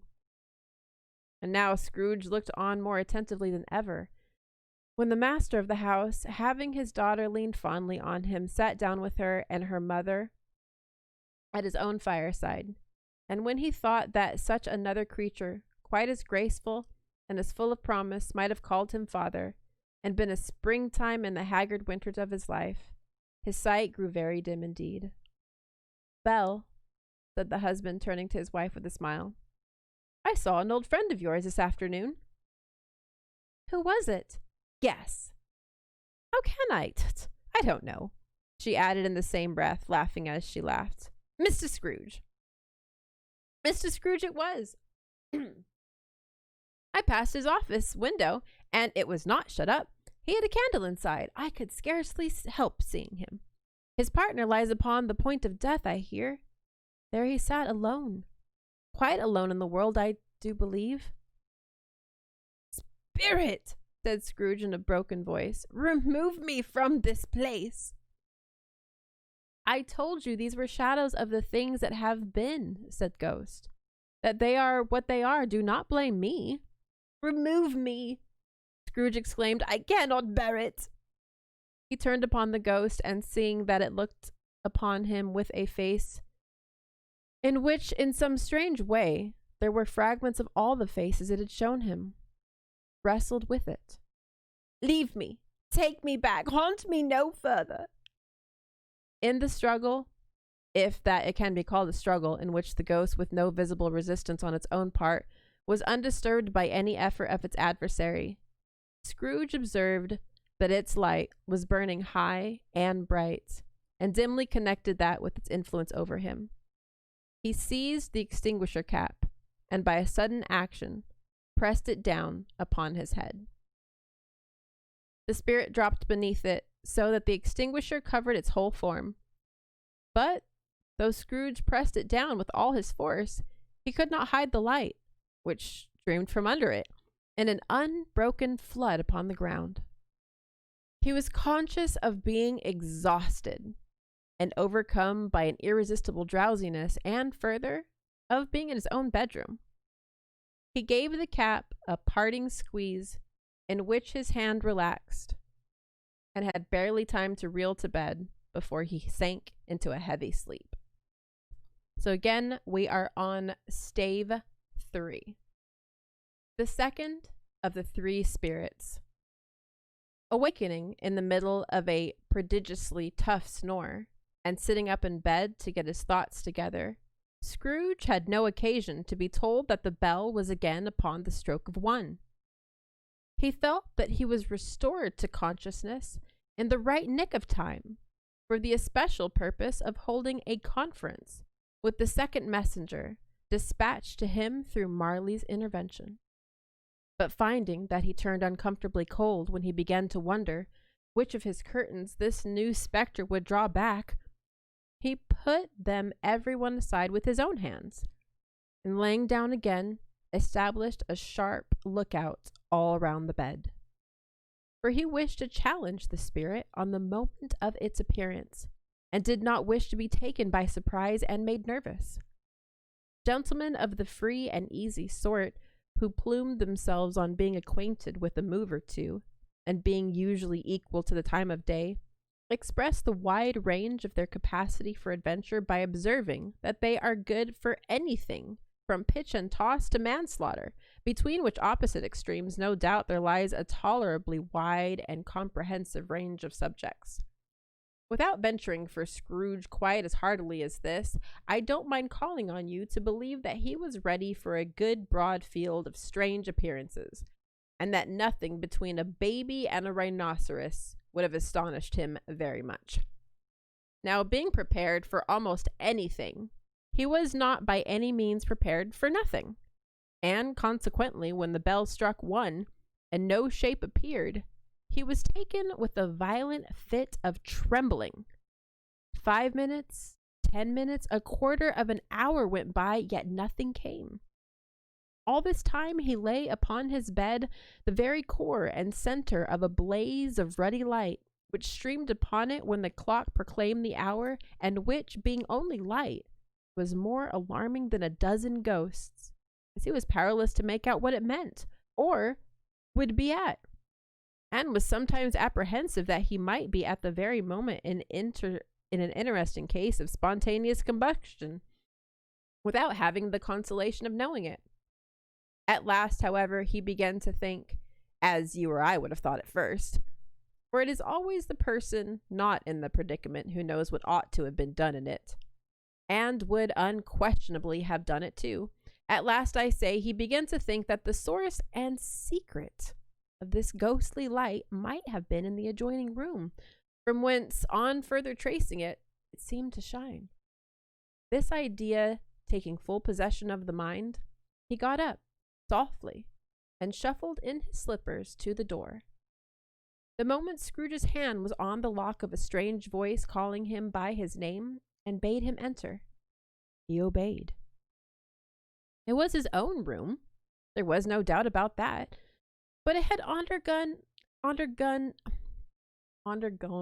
a surprisingly transformation. The walls and ceiling were so hung with living green that it looked a perfect grove, from every part of which bright gleaming berries glistened. The crisp leaves of holly, mistletoe, and ivy reflected back the light, as if so many little mirrors had been scattered there, and such a mighty blaze went roaring up the chimney, as that dull petrification of a hearth had never known in Scrooge's time, or Marley's, or for many and many a winter season gone.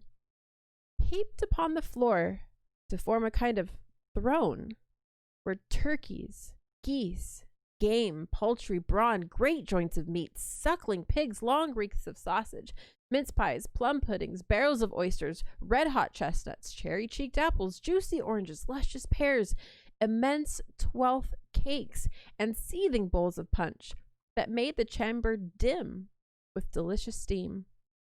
In easy state upon this couch there sat a jolly giant, glorious to see, who bore a glowing torch, in shape not unlike Plenty's horn, and held it up high up to shed its light on Scrooge as he came peeping round the door.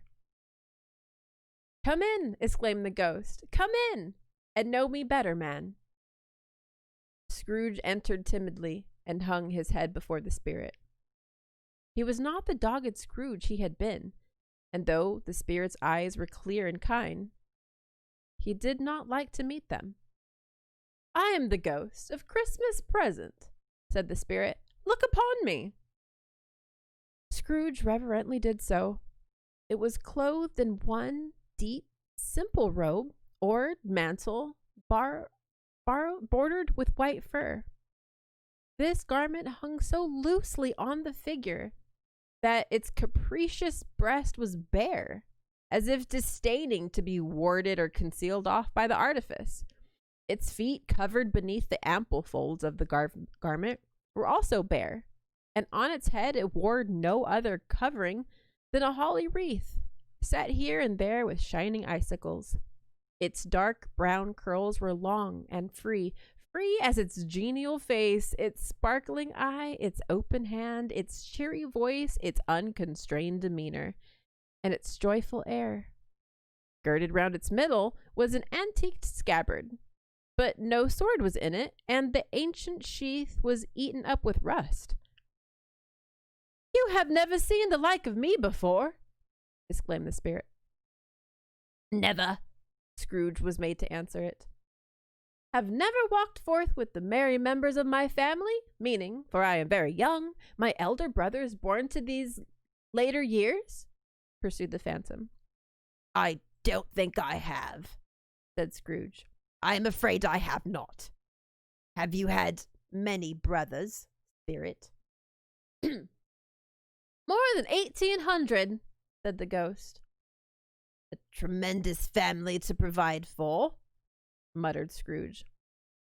The ghost of Christmas present rose. Spirit, said Scrooge submissively.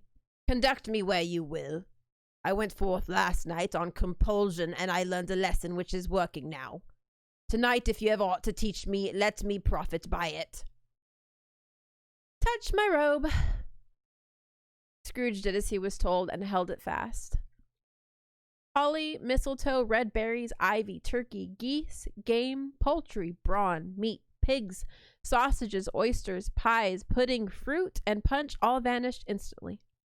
So did the room and fire, the ruddy glow, the hour of the night, and they stood in the city streets on Christmas morning, where, for the weather was severe, the people made a rough but brisk and not unpleasant kind of music, and scraping the snow from the pavement in front of their dwellings, and from the tops of their houses, whence it was mad delight to the boys to see it come plumping down in the road below, and splitting into artificial little snowstorms.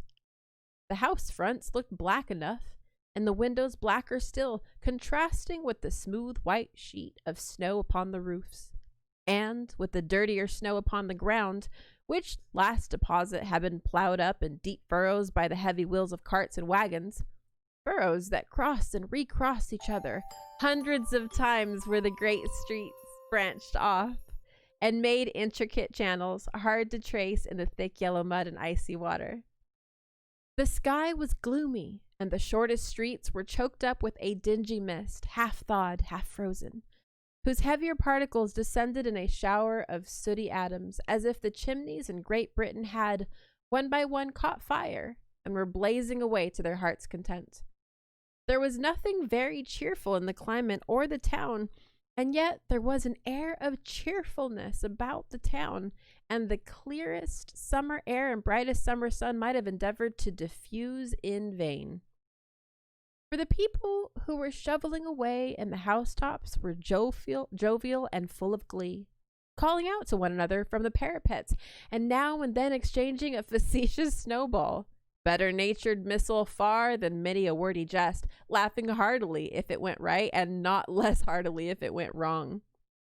The poulterers' shops were still half open, and the fruiterers were radiant in their glory. There were great, round, pot-bellied baskets of chestnuts shaped like the waistcoats of jolly old gentlemen, lollying at the doors and tumbling out into the street in their apoplectic opulence. There were ruddy, brown-faced, broad-girthed Spanish onions, shining in the fatness of their growth like Spanish friars, and winking from their shelves in wanton slyness at the girls as they went by, and glanced demurely at the hung-up mistletoe.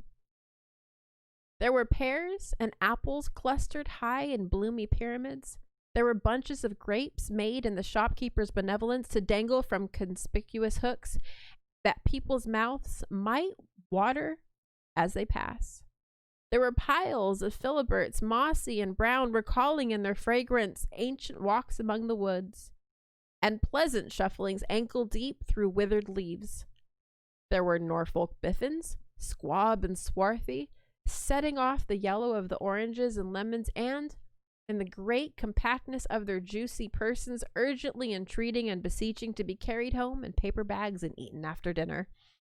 There were very gold and silver fish set forth among these choicest fruits in bowls, though members of a dull and stagnant blooded race appeared to know that there was something going on, and to a fish went gasping around and round their little world in slow and passionless excitement. The grocers nearly closed, with perhaps 2 shutters down or 1, but through those gaps such glimpses. It was not alone that the scales descending on the counter made a merry sound, or that the twine and roller partly accompanied so briskly, or that canisters were rattled up and down like juggling tricks, or that the blended scent of tea and coffee were so grateful to the nose, or even that the raisins were so plentiful and rare, the almonds so extremely white, the sticks of cinnamon so long and straight, the other spices so delicious, the other candied fruit so caked and spotted with molten sugar, as to make the coldest looker-ons feel faint and subsequently bilious. Nor was it that the figs were moist and pulpy, or that the French plums blushed in modest tartness from their highly decorated boxes, or that everything was good to eat in its Christmas dress, but the customers were all so hurried and so eager in the hopeful promise of the day that they tumbled up against each other at the door, crashing their wicker baskets wildly, and left their purchases upon the counter and came running back to fetch them, and committed hundreds of the like mistakes in the best humor possible, while the grocer and his people were so frank and fresh that the polished hearts with which they fastened their aprons behind might have been their own, worn outside for general inspection and for Christmas daws to peck at if they chose. But soon the steeples called good people all to church and chapel, and away they came, flocking through the streets in their best clothes and with their gayest faces. And at the same time they emerged from scores of by-streets, lanes, and nameless turnings, innumerable people, carrying their dinners to their bakers' shops. The sight of these poor revelers appeared to interest the spirit very much, for he stood with Scrooge beside him in a baker's doorway, and, taking off the covers as their bearers passed, sprinkling incense on their dinners from his torch. It was a very uncommon kind of torch, for once or twice, when there were angered words between some dinner carriers who had jostled each other, he shed a few drops of water on them from it, and their good humor was restored directly, for they said it was a shame to quarrel upon Christmas Day, and so it was. God love it, so it was. In time the bells ceased, and the bakers were shut up, and there was a genial shadowing forth of all these dinners and the progress of their cooking, in the thawed blotch of wet above each baker's oven, where the pavement smoked as if the stones were cooking too. "Is there a peculiar flavor in which you sprinkle from your torch?" asked Scrooge. "There is. My own." "Would it apply to any kind of dinner on this day?" asked Scrooge. "To any kindly given. To a poor one most." "Why to a poor one most?" asked Scrooge. "Because it needs it the most." "Spirit," said Scrooge after a moment's thought, "I wonder you, of all the beings in the many worlds to us, should desire to cramp these people's opportunity of innocent enjoyment." "I?" cried the spirit. "You would deprive them of their means of dining every seventh day, often the only day on which they can be said to dine at all. Wouldn't you?" "I?" cried the spirit. "You seek to close those places on the seventh day," said Scrooge, "and it comes to the same thing." "I seek," exclaimed the spirit. "Forgive me if I am wrong. It has been done in your name, or at least in that of your family," said Scrooge. "There are some upon this earth of yours," returned the spirit, "who lay claim to know us, and who do the deeds of passion, pride, ill will, hatred, and envy, bigotry, and selfishness in our name, who are strange to us, and all our kind and kith, and as if they never lived. Remember that, and charge their doings on themselves, not us." Scrooge promised that he would, and they went on invisible as they had been before, into the suburbs of the town. It was a remarkable quality of the ghost, which Scrooge had observed at the baker's, that notwithstanding his gigantic size, he could accommodate himself to any place with ease, and that he stood beneath a low, quiet roof as gracefully and like a supernatural creature as it was possible he could have done in a lofty hall. And perhaps it was the pleasure the good spirit had in showing off his power of this, or else it was his own kind, generous, hearty nature, and his sympathy with all poor men that led him straight to Scrooge's clerks, for there he went and took Scrooge with him. Holding onto his robe, and on the threshold of the door the spirit smiled, and stopped to bless Bob Cratchit's dwelling with the spirit's twinklings of his torch. Think of that. Bob had but 15 bob a week himself. He pocketed on Saturdays but 15 copies of his Christian name, and yet the ghost of Christmas present blessed his 4-roomed house.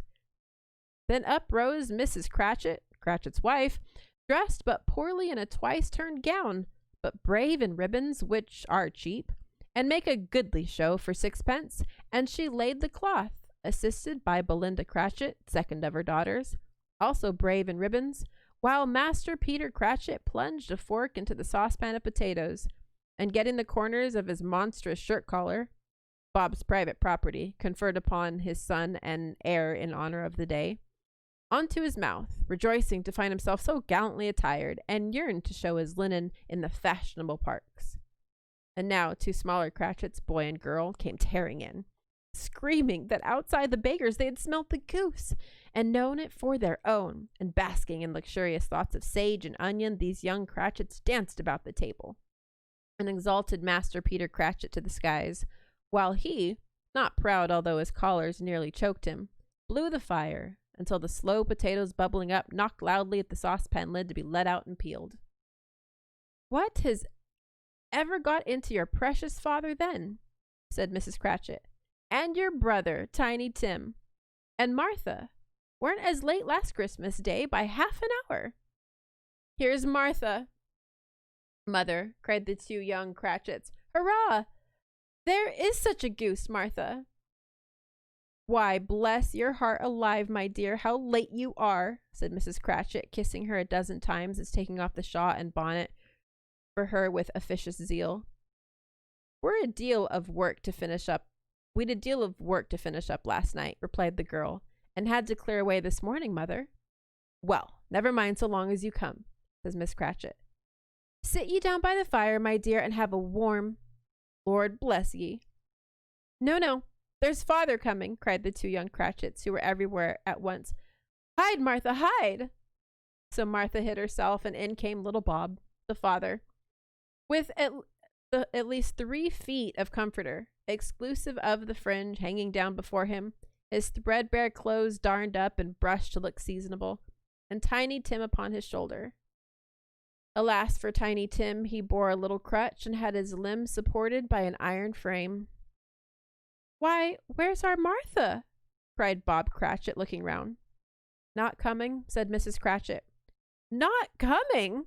said Bob, with a sudden declension of his high spirits, for he had been Tim's blood horse all the way from church, and had come home rampant. "Not coming on Christmas Day!" Martha didn't like to see him disappointed, even if it were only a joke, so she came out prematurely from behind the closet door and ran into his arms, while the 2 young Cratchits hustled Tiny Tim and bore him off to the wash-house, that he might hear the pudding singing in the copper. "And how did little Tim behave?" asked Miss Cratchit, when she had rallied Bob on his credulity, and Bob had begged his daughter to hear his heart's content. "As good as gold," said Bob, "and better.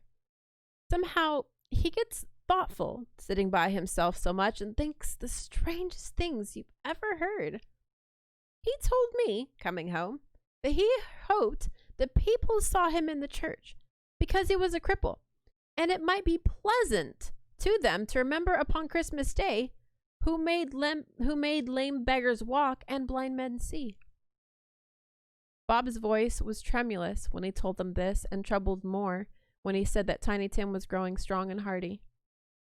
His active little crutch was heard upon the floor, and back came Tiny Tim before another word was spoken, escorted by his brother and sister to cool his stool beside the fire, and while Bob was turning up his cuffs, as if, poor fellow, they were capable of being made more shabby, compounded some hot mixture in a jug with gin and lemons, and stirred it round and round, and put it on the hob to simmer.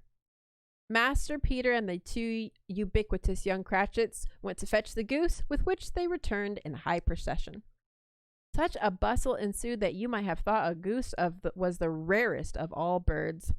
A feathered phenomenon to which a black swan was a matter of course, and in truth was something very like that in this house. Miss Cratchit made the gravy, ready beforehand in a little saucepan, hissing hot. Master Peter mashed the potatoes with incredible vigor.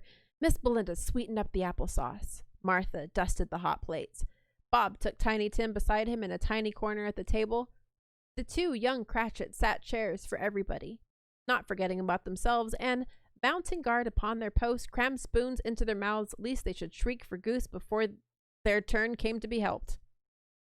At last the dishes were set on, and grace was said.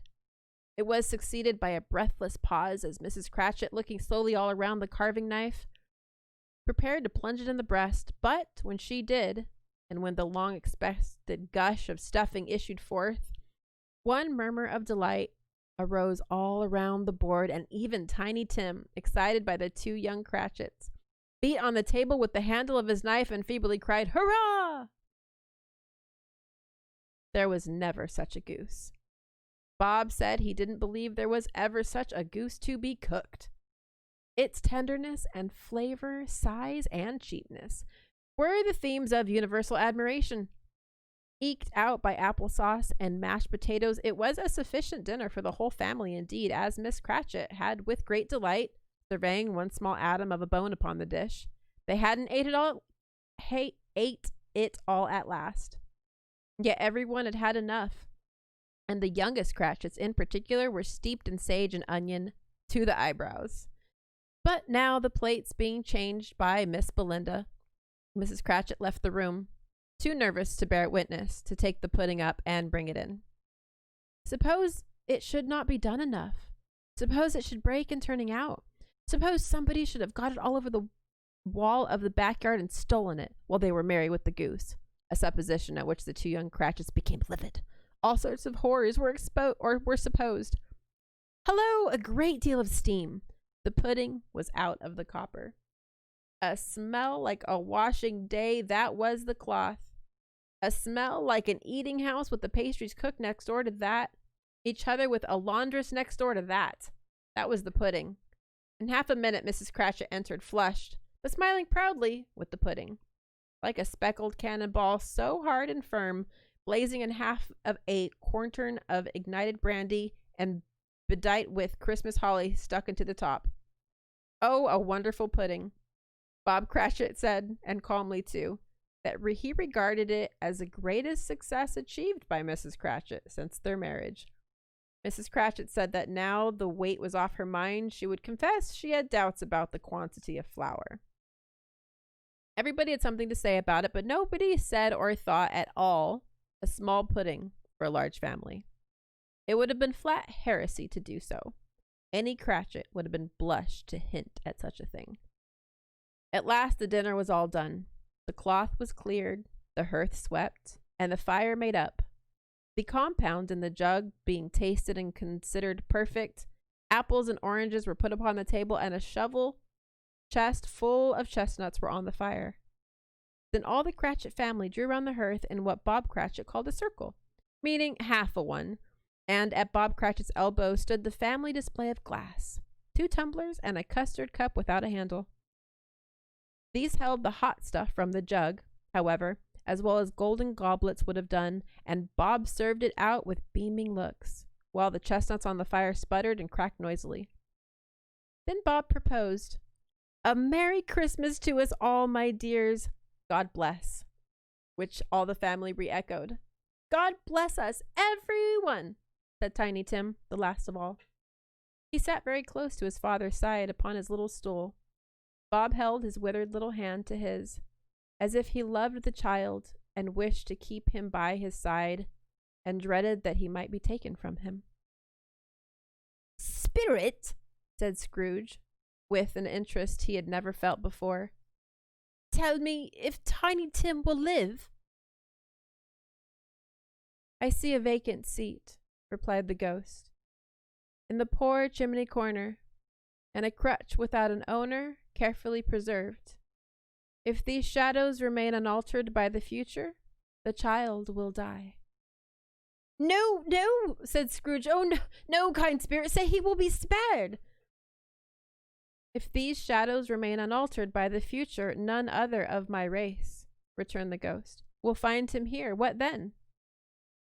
If he be like to die, he had better do it and decrease the surplus population. Scrooge hung his head to hear his own words quoted by the spirit and was overcome with penitence and grief. Man, said the ghost, if you be in heart, not adamant, forbear that wicked can't until you have discovered what the surplus is and where it is. Will you decide what men shall live, what men shall die? It may be that, in the sight of heaven, you are more worthless and less fit to live than millions like this poor man's child. Oh, God! To hear the insect on the leaf pronouncing on the too much life among his hungry brothers in the dust. Scrooge bent before the ghost's rebuke and trembling cast his eyes upon the ground. But he raised them speedily on hearing his own name.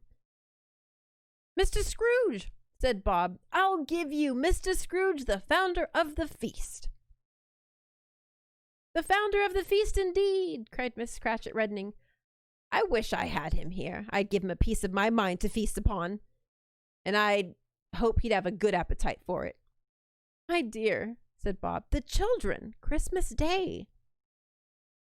It should be Christmas Day, I'm sure, she said, on which one drinks the health of such an odious, stingy, hard, unfeeling man as Mr. Scrooge. You know he is, Robert. Nobody knows he is better than you do, poor fellow. My dear, was Bob's mild answer, Christmas Day.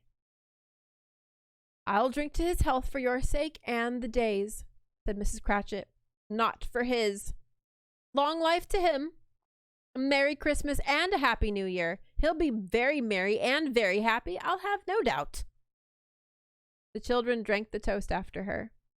It was the first of their proceedings which had no heartiness in it. Tiny Tim drank it last of all, but he didn't care twopence for it. Scrooge was the ogre of the family. The mention of his name cast a dark shadow on the party, which was not dispelled for full 5 minutes. After it had passed away, there were 10 minutes merrier than before, from the mere relief of Scrooge the baleful being done with. Bob Cratchit had told them how he had a situation in his eye for Master Peter, which would bring in, if obtained, full 5 and 6 weekly. The two young Cratchits laughed tremendously at that idea of Peter being a man of business, and Peter himself looked thoughtfully at the fire from between his collars, as if he were deliberating what particular investments he should favor on when he came into the receipt of that bewildering income. Martha, who was a poor apprentice at a work-milliner's, then told them what kind of work she had to do, and how many hours she worked at a stretch, and how she meant to lie abed tomorrow morning with a good long rest. Tomorrow being a holiday, she passed at home. Also, how she had been a countess and a lord some days before, and how the lord was about as tall as Peter's, at which Peter pulled up at his collar so high that you could have seen his head if you'd have been there. All this time the chestnuts and the jug went round, and by they had a song, but a lost child traveling in the snow from Tiny Tim, who would have had a plaintive little voice, and sang it very well indeed. There was nothing of high marks in this. They were not a handsome family. They were not well dressed. Their shoes were far from being waterproof. Their clothes were scanty, and Peter might have known, and very likely did, the inside of a pawnbroker's. But they were happy, grateful, pleased with one another, and contented with the time. And when they faded and looked happier yet in the bright sparklings of the spirit's torch at parting, Scrooge had his eye upon them, and especially on Tiny Tim, till the last. By this time it was getting dark, and snowing pretty heavily, and as Scrooge and the spirits went along the streets, the brightness of the roaring fires in kitchens, parlors, and all sorts of rooms were wonderful. Here, the flickering of the blaze showed preparations for a cozy dinner, with hot plates baking through and through before the fire, and deep red curtains ready to be drawn to shut out cold and darkness. There, All the children of the house were running out into the snow to meet their married sisters, brothers, cousins, uncles, and aunts, and to be the first to greet them. Here again were shadows on the window blinds of Gust assembling, and there a group of handsome girls, all hooded and fur-booted, and all chattering at once, tripped lightly off to some near neighbor's house, where, woe upon the single man who saw them enter, artful witches, well, they knew it. In a glow. But if you had judged from the number of people on their way to friendly gatherings, you might have thought that no one at home to give them welcome when they got there, instead of every house expecting company and piling up its fires half chimney high. Blessings on it, how the ghost exulted, how it bared its breadth of breast and opened its capacious palm and floated on, outpouring with a generous hand its bright and harmless mirth in everything within its reach. The very lamplighter, who ran on before, dotting the dusky street with specks of light, and who was dressed to spend the evening somewhere, laughed out loud as the spirit passed, though little keened the lamplighter that he had any company but Christmas. And now, without a word of warning from the ghost, they stood upon a bleak and desert moor, where monstrous masses of rude stone were cast about. And though it was the burial place of giants, and water spread itself wherever it listed, or would have done so, but for the frost that held its prisoner, and nothing grew but moss and furze and coarse rank grass. Down in the west, the setting sun had left a streak of fiery red, which glared upon the desolation for an instant like a sullen eye, and frowning lower, lower yet, was lost in the thick gloom of darkest nights. "What place is this?" asked Scrooge. "A place where miners live, who labor in the bowels of the earth," returned the spirit. "But they know me. See."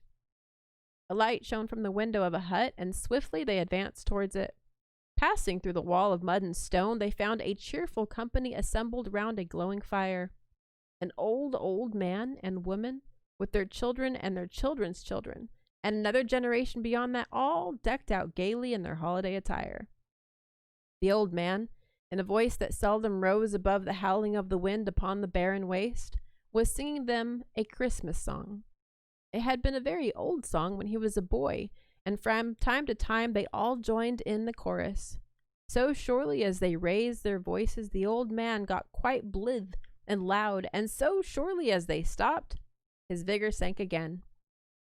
The spirit did not tarry here, but bade Scrooge hold his robe, and passing on above the moor, sped whither? Not to see. To see.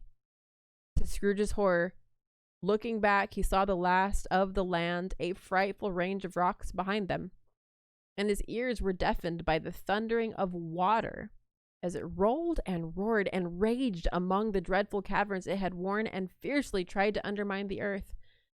Built upon a dismal reef of sunken rocks, some league or so from shore, on which the waters chafed and dashed the wild year through, there stood a solitary lighthouse.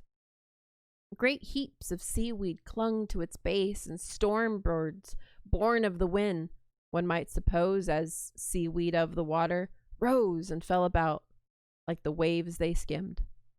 But, even here, 2 men who watched the light had made a fire, that through the loophole in the back thick stone wall shed out a ray of brightness on the awful sea.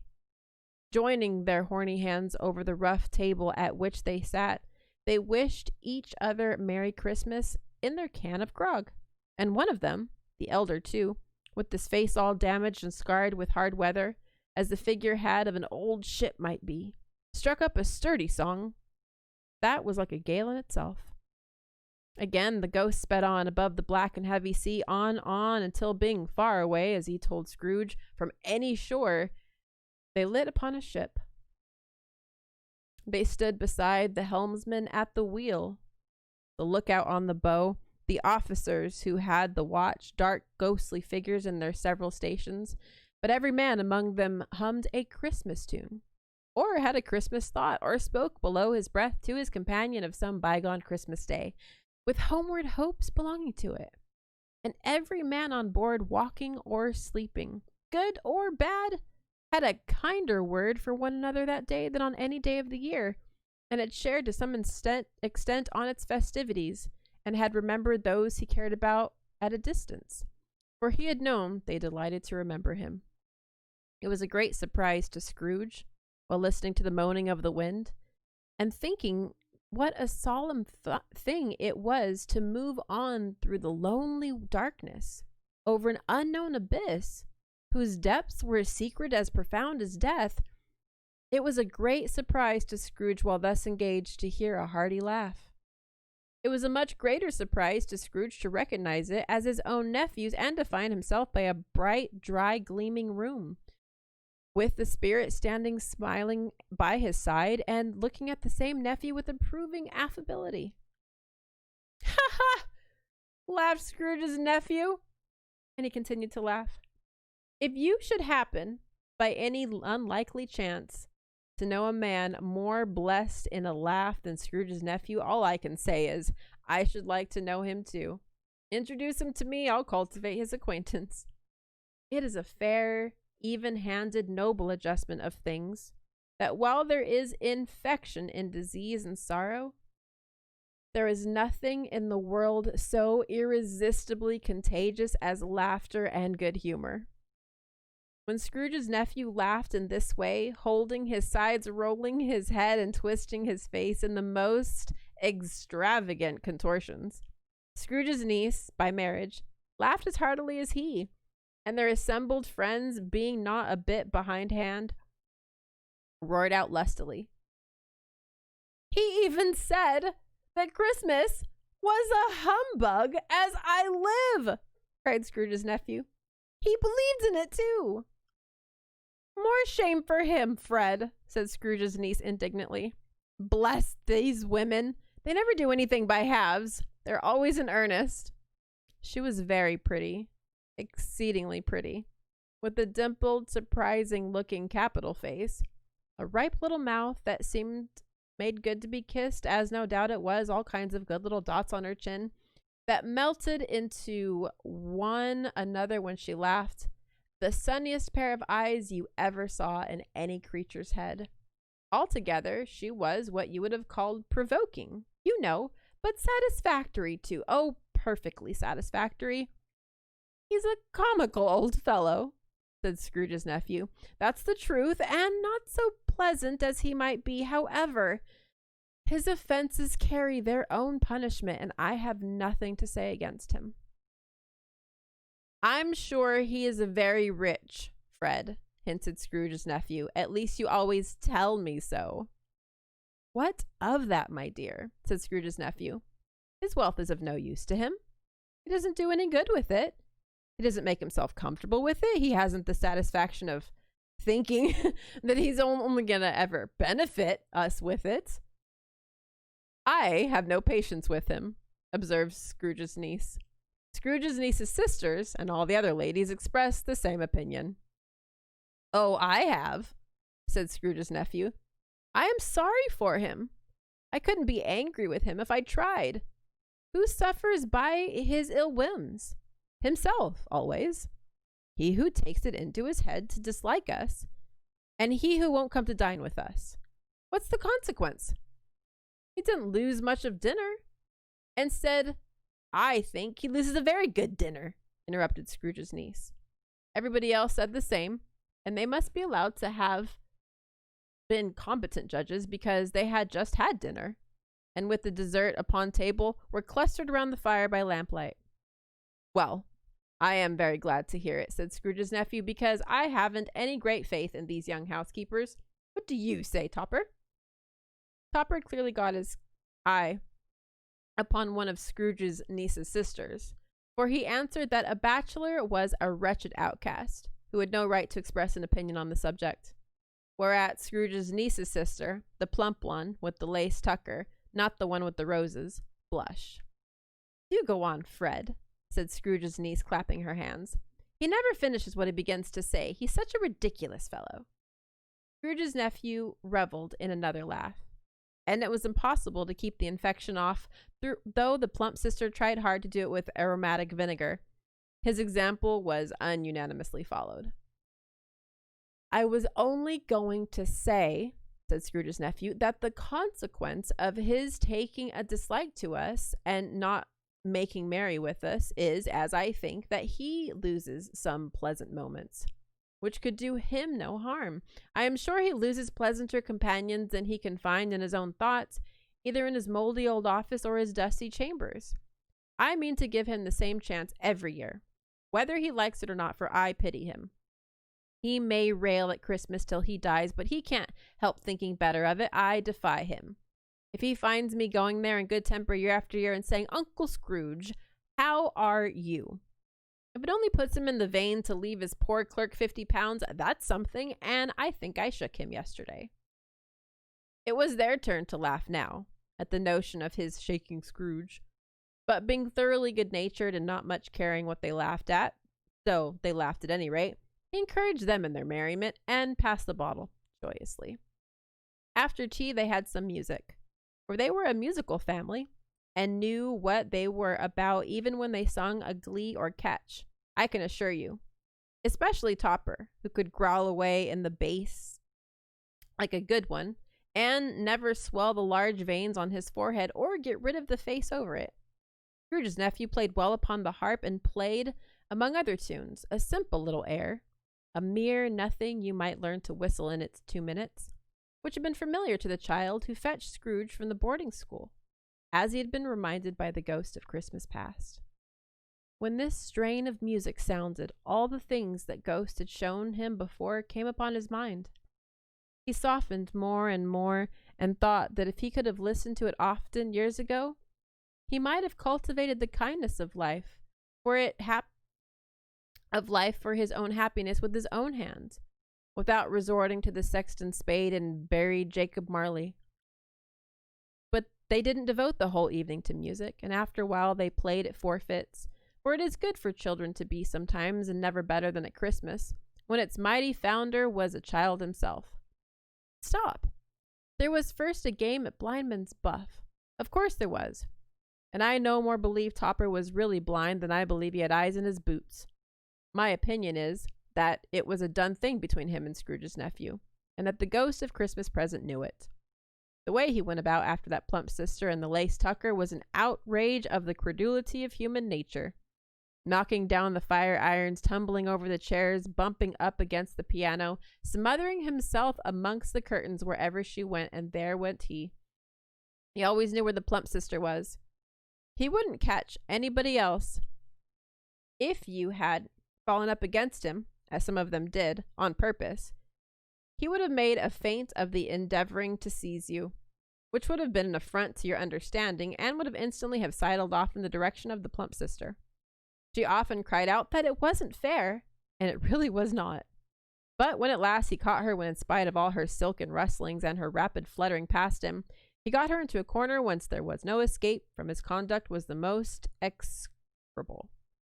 For his pretending not to know her, his pretending that it was necessary to touch her headdress and therefore to assure himself of her identity by pressing a certain ring upon her finger and a certain chain about her neck, was vile, monstrous. No doubt she told him her opinion of her, another blind man being in office. They were so very confidential behind the curtain. Scrooge's niece was not one of the blind man's buff party, but made comfortable with a large chair and a footstool, in a snug corner where the ghost and Scrooge were close behind her. But she joined in the forfeits and loved her love of admiration with all the letters of the alphabet.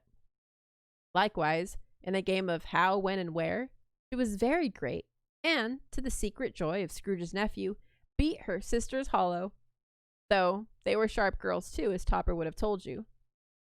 There might been 20 people there, young and old, but they all played, and so did Scrooge, for wholly forgetting in the interest he had in what was going on, that his voice made no sound in their ears. He sometimes came out with his guesses quite loud, and very often guessed right, too, for the sharpest needle, best Whitechapel, warranted not to cut in the eye, and was not sharper than Scrooge, blunt as he took it, as had to be. The ghost was greatly pleased to find him in this mood, and looked upon him with such favor that he begged like a boy to be allowed to stay until the guest departed. But this, the spirit said, could not be done. Here is a new game, said Scrooge. 1/2 hour, spirit, only one. It was a game called Yes, No, where Scrooge's nephew had to think of something, and the rest must find out what, he only answering to the questions of yes or no, as what the case was. The brisk fire of questioning to which he was exposed elicited from him that he was thinking of an animal, a live animal, rather a disagreeable one, a savage, an animal that growled and grunted sometimes and talked sometimes and lived in London and walked about the streets and wasn't made a show of and wasn't led by anybody and didn't live in a menagerie and was never killed in a market, was not a horse or an ass or a cow or a bull or a tiger or a dog, a pig, a cat, or a bear. At every fresh question that was put upon him, this nephew burst into a fresh roar of laughter and was so inexplicably tickled that he was obliged to get up off the sofa and stamp. At last the pleasant sister, falling into a similar state, cried out, "I have found it! I know what it is, Fred! I know what it is!" "What is it?" cried Fred. "It's your Uncle Scrooge!" Which it certainly was. Admiration was the universal sentiment, though some objected to the reply. "Is it a bear?" ought to have been yes, inasmuch as an answer to the negative was sufficient to have diverted their thoughts from Mr. Scrooge, supposing they had any tendency that way. "He has given us plenty of merriment, I am sure," said Fred, "and it would be ungrateful not to drink to his health. Here is a glass of mulled wine ready to our hand at the moment, and I say, Uncle Scrooge." "Well, Uncle Scrooge," they cried. "A Merry Christmas and a Happy New Year to the old man wherever he is," said Scrooge's nephew.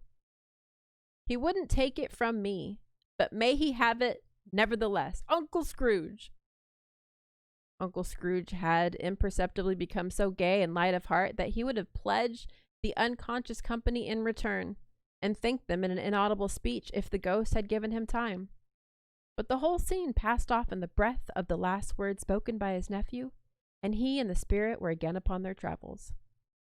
Much they saw, and far they went, and many homes they visited, but always with a happy end. The spirit stood beside sick beds, and they were cheerful. On foreign lands they were close at home by struggling men, and they were patient in their greater hope by poverty, and it was rich. In almshouse, hospital, and gaol, in ministries, every refuge where vain man in his little brief authority had not made fast the door and barred the spirit out, he left his blessing and sought Scrooge his percepts.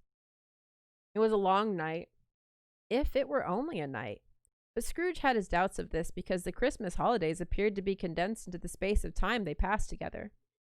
It was strange, too, that while Scrooge remained unaltered in his outward form, the ghost grew older, clearly older.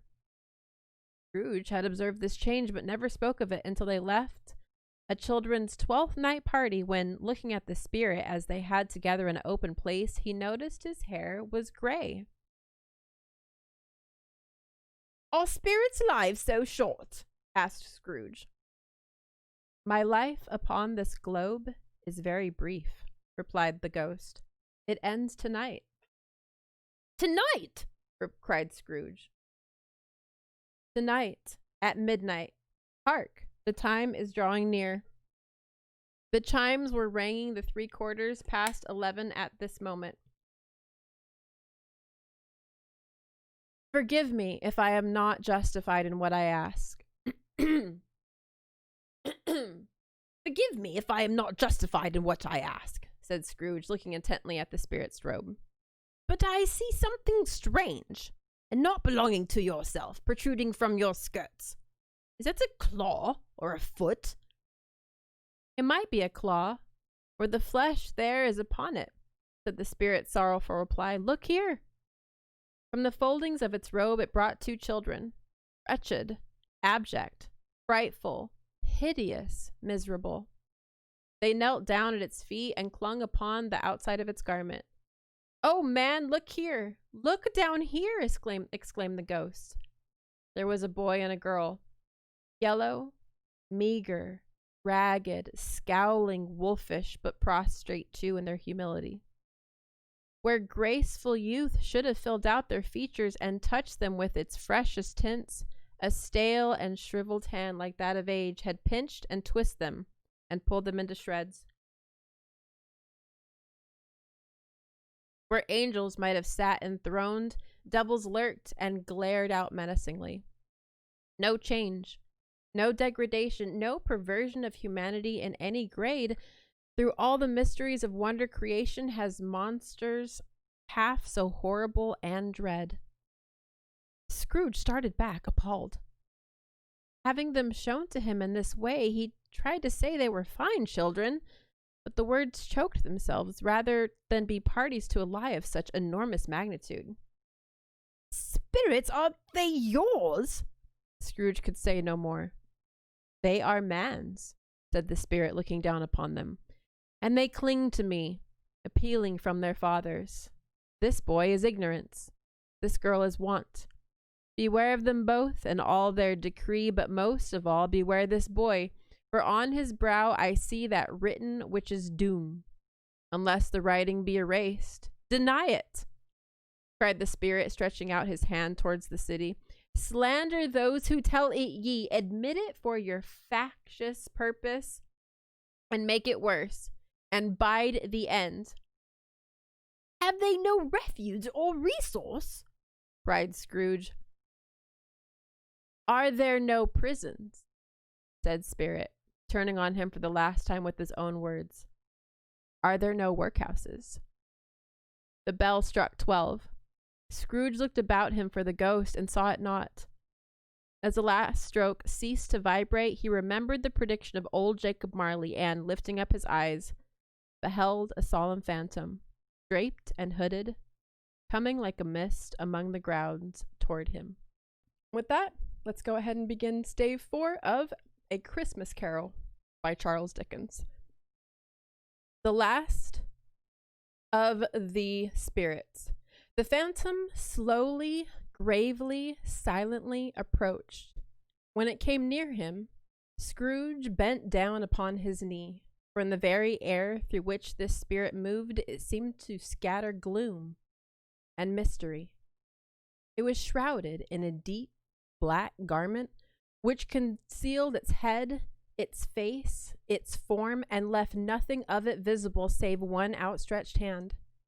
But for this, it would have been difficult to detach its figure from the night and separate it from the darkness by which it surrounded. He felt that it was tall and stately when it came beside him, and that its mysterious presence filled him with a solemn dread. He knew no more, for the spirit neither spoke nor moved. I am in the presence of the ghost of Christmas yet to come, said Scrooge. The spirit answered not, but pointed onward with its hand. You are about to show me some shadows of the things that have not yet happened, but will happen in the time before us, Scrooge pursued. Is that so, spirits? The upper portion of the garment was contracted for an instant in its folds, as if the spirit had inclined its head. That was the only answer he received. Although well used to ghostly company by this time, Scrooge feared the silent shape so much that his legs trembled beneath him, and he found that he could hardly stand when he prepared to follow it. The spirit paused a moment, as observing his condition and giving him time to recover. But Scrooge was all the worse for this. It thrilled him with a vague, uncertain horror to know that behind the dusky shroud there were ghostly eyes intently fixed upon him, while he, though he stretched his own to the utmost, could see nothing but a spectral hand and one great heap of black. Ghost of the future, he exclaimed, I fear you more than any spectre I have seen.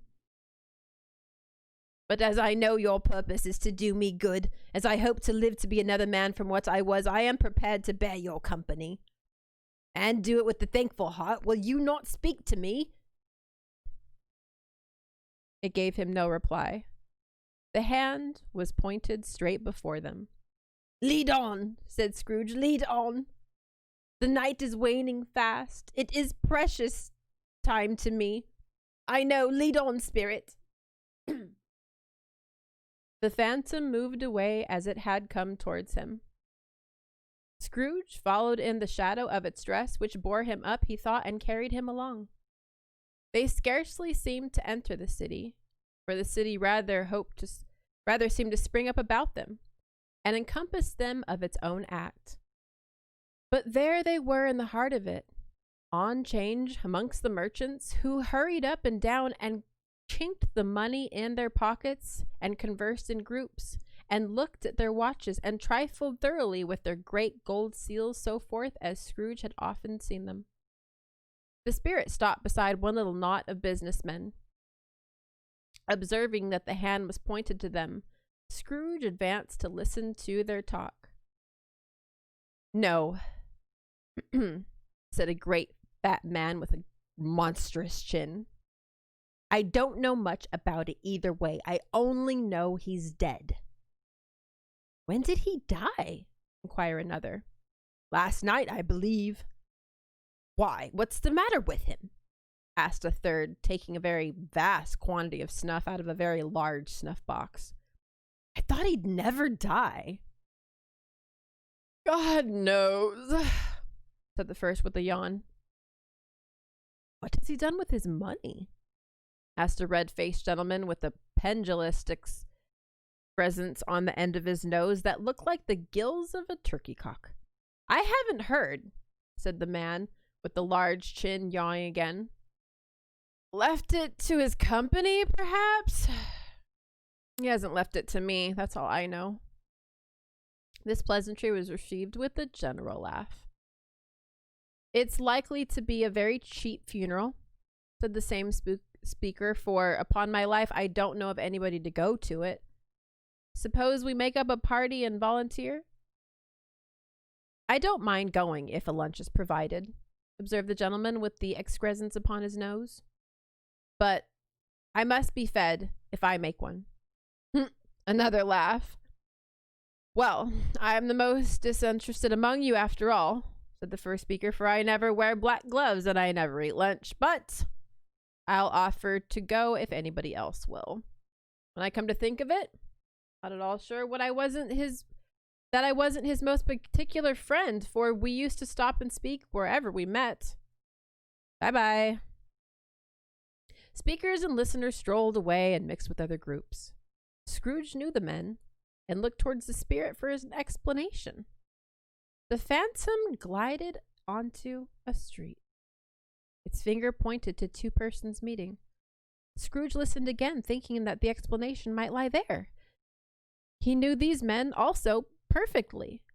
They were men of business, very wealthy, and of great importance.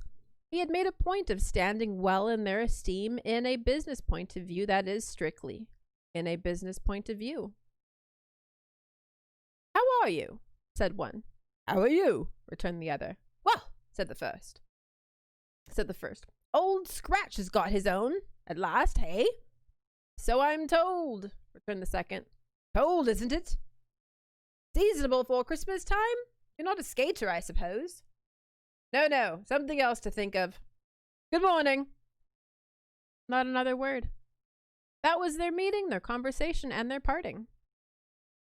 Scrooge was at first inclined to be surprised that the spirit should attach importance to conversations apparently so trivial, but feeling assured that they must have had some hidden purpose, he set himself to consider what it was likely to be. They could scarcely be supposed to have any bearing on the death of Jacob, his old partner, for that was past. His ghost province was the future, nor could he think of any one immediately connected with himself to whom he could apply them. But nothing doubting that, to whomever they applied, they had some lateral moral for his own improvement. He resolved to treasure up every word he heard and everything he saw, and especially to observe the shadow of himself when it appeared.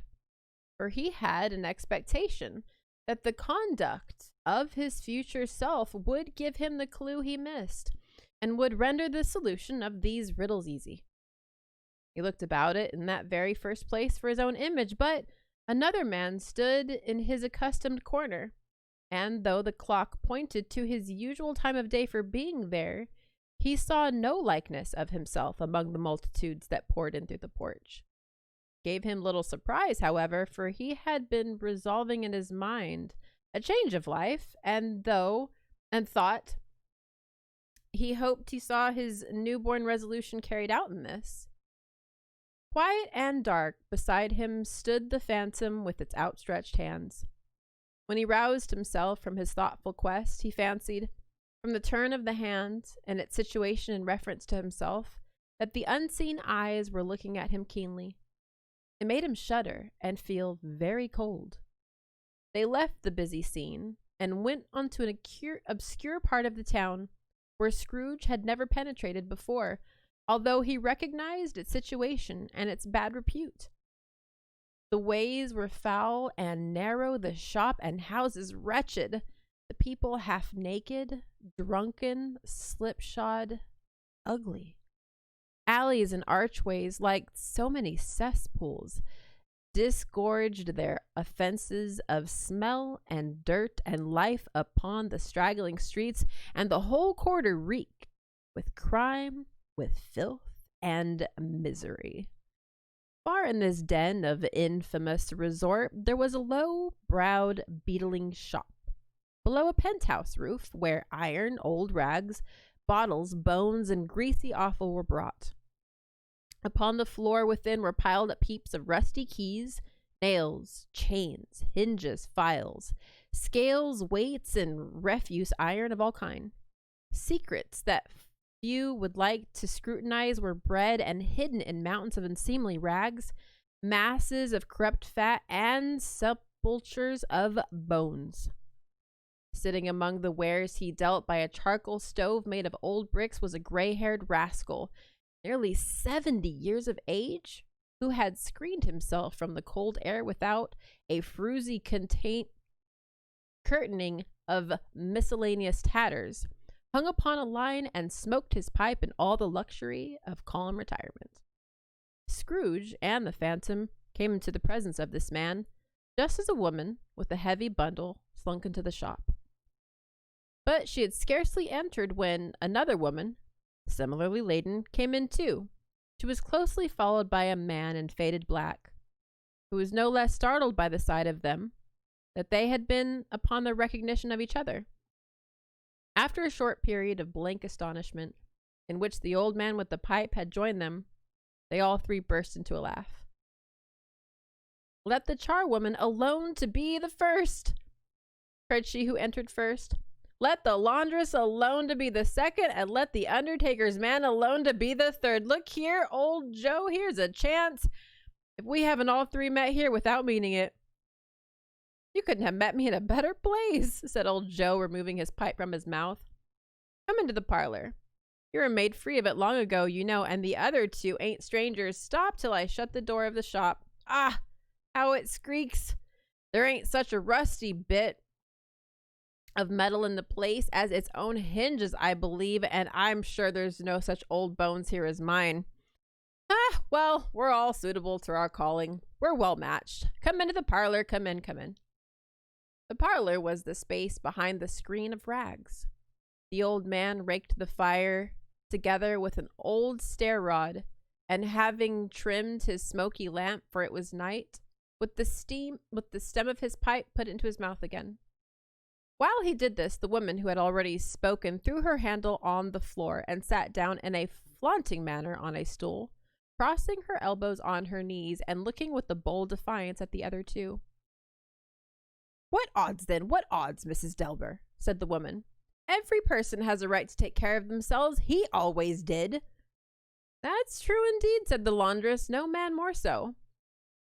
"Why, then, don't stand staring as if you was afraid, woman. Who's the wiser? We're not going to pick holes in each other's coats, I suppose?" "No, indeed," said Mrs. Delbert and the man together. "We should hope not." "Very well, then," cried the woman. "That's enough. Who's the worse for the loss of a few things like these? Not a dead man, I suppose?" No, indeed, said Mrs. Delbert, laughing. If we wanted to keep him after he was dead, a wicked old screw, pursued the woman, why wasn't he natural in his lifetime? If he had been, he'd have somebody to look after him when he was struck with death instead of lying gasping out there alone by himself. It's the truest word that ever was spoke, said Mrs. Delbert. It's a judgment on him. I wish it was a little heavier judgment, replied the woman. And it should have been, if you may depend upon it. If I could have laid my hands on anything else. Open that bundle, old Joe, and let me know the value of it. Speak out plain. I'm not afraid to be the first, nor afraid for them to see it. We know pretty well that we were helping ourselves before we met here, I suppose. It's no sin. Open the bundle, Joe. But the gallantry of her friends would not allow of this, and the man in faded black mounting the breech first produced his plunder. It was not extensive, a seal or two, a pencil case, a pair of sleeve buttons, and a brooch of no great value were all. They were severally exclaimed and appraised by old Joe, who chalked the sums he was disposed to give for each upon the wall and added them up into a total when he found that there was nothing more to come. That's your account, said Joe, and I wouldn't give another sixpence.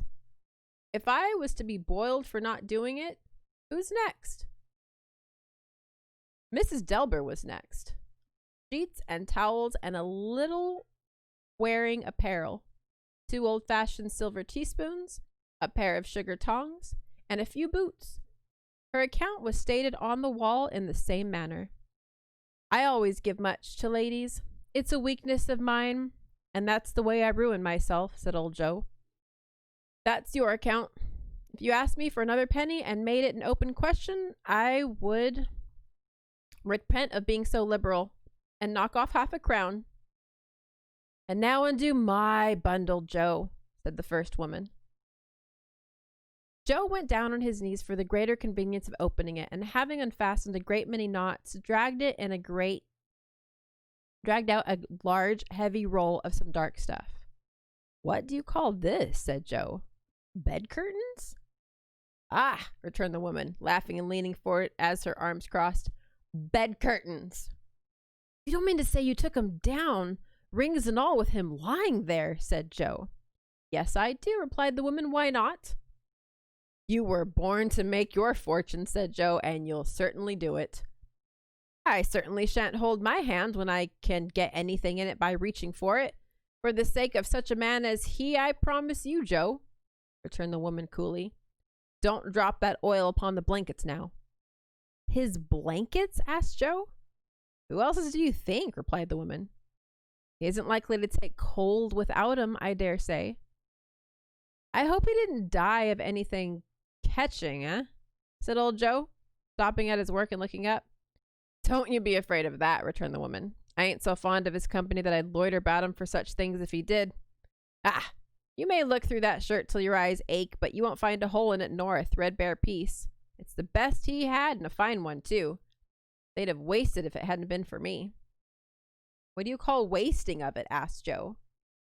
Putting it on him to be buried in, to be sure, replied the woman with a laugh. Somebody was fool enough to do it, but I took it off again. If calico ain't good enough for such a purpose, it ain't good enough for anything. It's quite as becoming to the body. He can't look uglier than he did in that one. Scrooge listened to this dialogue in horror. As they sat grouped about their spoil in the scanty light afforded by the old lamp in the office, he viewed them with a detestation that and disgust which could hardly have been greater, though they had been obscene demons marketing the corpse itself. Ha ha! Laughed the same woman when old Joe, producing a flannel bag with money in it, told out their several gains upon the ground. This is the end of it, you see. He frightened everyone away from him when he was alive to profit us when he was dead. Ha ha! Spirit! Said Scrooge, shuddering from head to foot. I see! The case of this unhappy man might be my own. My life tends that way now. Merciful heaven, what is this? He recoiled in terror, for the scene had changed, and now he almost touched a bed, a bare, uncurtained bed on which, beneath a ragged sheet, there lay a something covered up, which, though it was dumb, announced itself in awful language. The room was very dark, too dark to be observed with any accuracy, though Scrooge glanced around it in obedience to a secret impulse, anxious to know what kind of room it was. A pale light, rising in the outer air, fell straight upon the bed, and on it, plundered and bereft, unwatched, unwept, uncared for, was the body of this man. Scrooge glanced towards the phantom. Its steady hand was pointed to the head. The cover was so carelessly adjusted that the slightest raising of it, the motion of a finger upon Scrooge's part, would have disclosed the face. He thought of it, felt how easy it would be to do, and longed to do it, but he had no more power to withdraw the veil than to dismiss the spectre at his side. O cold, cold, rigid, dreadful death, set upon thine altar here, and dress it with such terrors as thou hast as thy command, for this is thy dominion. But of the loved, revered, and honored head thou canst not turn one hair to thy dread purpose, or make one feature odorous. It is not that the hand is heavy, and will fall down when released. It is not that the heart and pulse are still, but that the hand was open, generous, and true, the heart brave, warm, and tender, and the pulse a man's. Strike, shadow, strike, and see his good deeds springing from the wound to sow the world with life immortal. No voice pronounced these words in Scrooge's ears, and yet he heard them when he looked upon the bed. He thought of this man. If this man could be raised up now, what would be his foremost thoughts? Avarice, hard-dealing, gripping cares? They have brought him to a rich end, truly. He lay in the dark, empty house, and not with a man, a woman, or a child to say he was kind to me in this or that, and for the memory of one kind word I will be kind to him. A cat was tearing at the door, and there was a sound of gnawing rats beneath the hearthstone. What they wanted in the room of death, and why they were so restless and disturbed, Scrooge dare not think. Spirit, he said, this is a fearful place. In leaving it, I shall not leave its lesson, trust me. Let us go. Still, the ghost pointed with an unmoved finger to the head. I understand you, Scrooge returned, and I would do it if I could. But I have not the power, Spirit. I have not the power. Again it seemed to look upon him. If there is any person in the town who feels emotion caused by this man's death, said Scrooge, quite agonized, show that person, Spirit, I beseech you. The phantom spread its dark robe before him for a moment like a wing, and withdrawing it, revealed a room by daylight where mother and her child were. She was expecting someone, and with anxious eagerness, for she walked up and down the room, started at every sound, looked out from the window, glanced at the clock, tried but in vain to work with her needle, and could hardly bear the voices of her children in their play. At length, the long-expected knock was heard. She hurried to the door and met her husband, a man whose face was careworn and depressed, though he was young. There was a remarkable expression in it now, a kind of serious delight of which he felt ashamed, and which he struggled to repress. He sat down to the dinner that had been hoarding for him by the fire, and when she asked him faintly what news, which was not until after a long silence, he appeared embarrassed to answer. "Is it good," she said, "or bad to help him?" "Bad," he answered. "We are quite ruined?" "No, there is hope yet, Caroline." "If he relents," she said, amazed. There is. Nothing is past hope if such a miracle has happened. He is past relenting, said her husband. He is dead. She was a mild and patient creature if her face spoke truth, but she was thankful in her soul to hear it, and she was so clasped, and she said so with clasped hands. She prayed forgiveness the next moment and was so sorry, but the first was the emotion of her heart. What the half-drunken woman who I told you of last night said to me when I tried to see him and obtain a week's delay, and what I thought was a mere excuse to avoid me, turns out to have been quite true. He was not very ill, but dying. To whom will our debt be transferred? I don't know. But before that time, we shall be ready with the money, and even though we were not, it would be bad fortune indeed to find so merciless a creditor in his successor. We may sleep tonight with light hearts, Caroline. Yes, soften it as they would, their hearts were lighter. The children's faces hushed and clustered round to hear that they so understood were brighter, and it was a happier house for this man's death. The only emotion that the ghost could show, caused by the event, was one of pleasure. Let me see some tenderness connected with the death, said Scrooge, or that dark chamber spirit with we just left now will be forever present to me. The ghost conducted through several streets familiar to him, and as they went along, Scrooge looked here and there to find himself, but nowhere was he to be seen.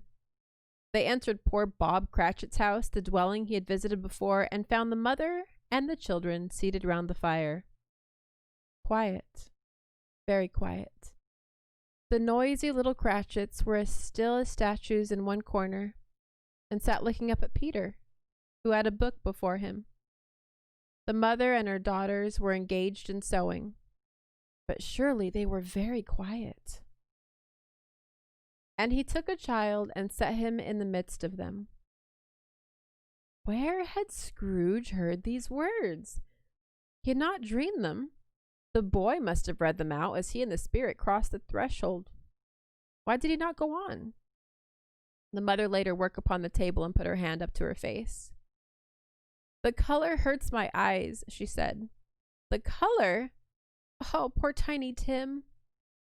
They're better now again, said Cratchit's wife.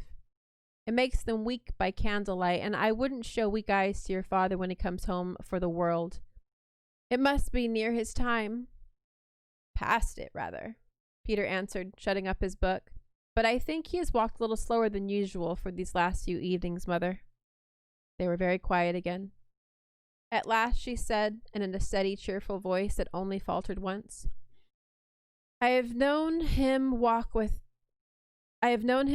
Tiny Tim upon his shoulder very fast indeed. And so have I, cried Peter, often. And so have I, exclaimed another, so they all had. But he was very light to carry, she resumed upon her work, and his father loved him so, that it was no trouble, no trouble. And there is your father at the door. She hurried out to meet him, and little Bob and his comforter, he had need of it, poor fellow, came in. His tea was ready for him on the hob, and they all tried who should help him at most. Then the two young Cratchits got up his knees and laid each child a little cheek upon his face, as if they said, Don't mind it, father. Don't be grieved. Bob was very cheerful with them, and spoke pleasantly to all the family. He looked at the work upon the table and praised the industry and speed of Miss Cratchit and the girls. They would be done long before Sunday, he said. Sunday? You went today then, Robert? Said his wife. Yes, my dear, returned Bob. I wish you could have gone. It would have done you good to see how green a place it is, but you'll see it often. I promised him that I would walk there on a Sunday. My little child, cried Bob, my little child. He broke down all at once. He couldn't help it. If he could have helped it, he and his child would have been farther apart, perhaps, than they were. He left the room and went upstairs into the room above, which was lit cheerfully and hung with Christmas. There was a chair set down close beside the child, and there were signs of someone having been there lately. Poor Bob sat down in again, and when he had thought a little and composed himself, he kissed the little face. He was reconciled to see what happened and went down again quite happy. They drew about the fire and talked, the girls and mother working still. Bob told them of the extraordinary kindness of Mr. Scrooge's nephew, whom he had scarcely seen but once, and who, meeting him on the street that day, and seeing that he looked just a little down, said Bob, inquired what had happened to distress him. On which, said Bob, for he is the pleasantest speaker gentleman you ever heard, told him, I am heartily sorry for it, Mr. Cratchit, he said, and heartily sorry for your good wife. By the by, how could he ever know that? I don't know. Know what, my dear? Why, that you are a good wife, replied Bob. Everybody knows that, said Peter. Very well observed, my boy, cried Bob. I hope they do. Heartily sorry, he said, for your good wife. If I can be of service to you in any way, he said, giving me his card, that's where I live. Pray come to me. Now, it wasn't, cried Bob, for the sake of anything he might be able to do for us so much as for his kind way. That was quite delightful. It really seemed as if he had known our Tiny Tim and felt with us. I am sure he is a good soul, said Mrs. Cratchit. You would be sure of it, my dear, returned Bob. If you saw and spoke to him, I shouldn't be surprised at all. Mark what I say. If he got Peter a better situation. Only hear that, Peter, said Miss Cratchit. And then, cried one of the girls, Peter will be keeping company with someone and setting up for himself. Get along with you, retorted Peter, grinning. It's just as likely as not, said Bob. One of these days, though, there's plenty of time for that, my dear. But however and whenever we part from one another, I am sure we shall none of us forget poor Tiny Tim, shall we? Or his first parting that was there among us? Never, father, they all replied.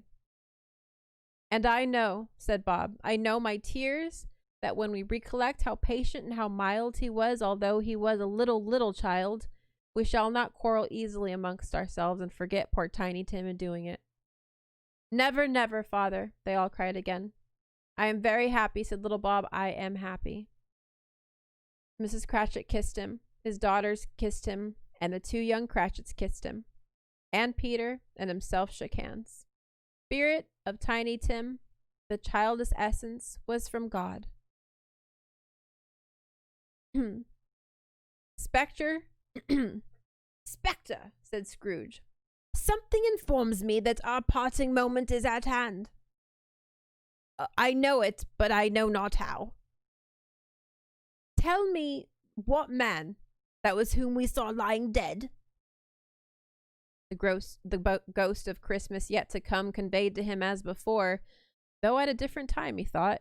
Indeed, there seemed no order in these latter visions, save they were in the future, into the resorts of businessmen, but showed him not himself. Indeed, the spirit did not stay for anything, but went straight on, as to the end just now desired, until besought by Scrooge to tarry for a moment. This court, said Scrooge, through which we hurry now, is where my place of occupation is, and has been for a length of time. I see the house. Let me behold what I shall be in days to come. The spirit stopped. The hand was pointed elsewhere. The house is yonder, Scrooge exclaimed. Why do you point away? The inexorable finger underwent no change. Scrooge hastened to the window of his office and looked in. It was an office still, but not his. The furniture was not the same, and the figure in the chair was not himself. The phantom pointed as before. He joined it once again and wondered why and whither he had gone, accompanied it until they reached an iron gate. He paused to look around before entering. A churchyard. Here, then, the wretched men, whose name he had now learned, lay underneath the ground. It was a worthy place, walled in by houses, overrun by grass and weeds, the growth of vegetation's death, not life, choked up with too much burying, fat with repleted appetite. A worthy place. The spirit stood among the graves and pointed down to one. He advanced toward it, trembling. The phantom was exactly as he had been, but he had dreaded that he saw new meaning in its solemn shape. Before I draw near to that stone to which you point, Before I draw nearer to that stone to which you point, said Scrooge, answer me one question. Are these the shadows of the things that will be? Or these the shadows of the things that will be? Still the ghost pointed down to the grave by which it stood. Men's courses will foreshadow certain ends to which if preserve they must lead, said Scrooge. But if the courses be departed from, the ends will change. Say it thus, what you show me. The spirit was immovable as ever. Scrooge crept towards it, trembling as he went, and, following the finger, read upon the stone of the neglected grave of his own name, Ebenezer Scrooge. Am I the man who lay upon the bed? He cried upon his knees. The finger pointed from the grave to him and back again. No, spirit! Oh, no, no! The finger was still there. Spirit! He cried, tight clutching at its robe. Hear me! I am not the man I was. I will not be the man I must have been, but for this intercourse. Why show me this if I am past all hope? For the first time, the hand appeared to shake. Good spirit, he pursued, as down upon the ground he fell before it. Your nature intercedes for me and pities me. Assure me that I may yet change these shadows you have shown me by an altered life. The kind hand trembled. I will honor Christmas in my heart and try to keep it all year. I will live in the past, the present, and the future. The spirits of all three shall strive within me. I will not shut out the lessons they teach. Oh, tell me, I may sponge away the writing on this stone. In his agony, he caught the spectral hand. It sought to free itself, but he was strong in his entreaty and detained it. The spirit, stronger yet, repulsed him. Holding up his hand in a last prayer to have his fate reversed, he saw an alteration in the phantom's hood and dress. It shrunk, collapsed, and dwindled down into a bedpost. A Christmas Carol by Charles Dickens. Stave 5, the end of it. Yes, and the bedpost was his own. The bed was his own. The room was his own. Best and happiest of all the time before him was his own to make amends in. I will live in the past, the present, and the future, repeated Scrooge as he scrambled out of bed. The spirits of all three shall strive within me. Oh, Jacob Marley, heaven and the Christmas time be praised for this. I say it on my knees, old Jacob, on my knees. He was so fluttered and so glowing with his good intentions that his broken voice could scarcely answer to his call. He had been sobbing violently in his conflict with the spirit, and his face was wet with tears. They are not torn down, cried Scrooge, folding one of his bed curtains in his arms. They are not torn down, rings and all. They are here. I am here. The shadows of the things that should have been may be dispelled. They will be. I know they will. His hands were busy with his garments all this time, turning them inside out, putting them on and upside down, tearing them, mislaying them, making them parties to every kind of extravagance. I don't know what to do, cried Scrooge, laughing and crying in the same breath, and making a perfect lacoon of himself with his stockings. I am as light as a feather. I am as happy as an angel. I am as merry as a schoolboy. I am as giddy as a drunken man. A Merry Christmas to everybody. A Happy New Year to all the world. Hello there. Whoop, hello. He had frisked into the sitting room and was now standing there perfectly winded. There's the saucepan that the gruel was in, cried Scrooge, starting off again and going round the fireplace. There's the door by which the ghost of Jacob Marley entered. There's the corner where the ghost of Christmas present sat. There's the window where I saw the wandering spirits. It's all right. It's all true. It's all happened. Really, for a man who had been out of practice for so many years, it was a splendid laugh, a most illustrious laugh. For the father of a long, long line of brilliant laughs. I don't know what to say. I don't know what day of the month it is, said Scrooge. I don't know how long I've been among the spirits. I don't know anything. I'm quite a baby. Never mind, I don't care. I'd rather be a baby. Hello, whoop, hello, here. He was checked in by his transports by the churches, ringing out the lustiest peals he had ever heard. Clash, clash, hammer, ding dong, bell, dong, ding, clamor, clash, clash, oh glorious, glorious. Thank you. Running to the window, he opened it and put out his head.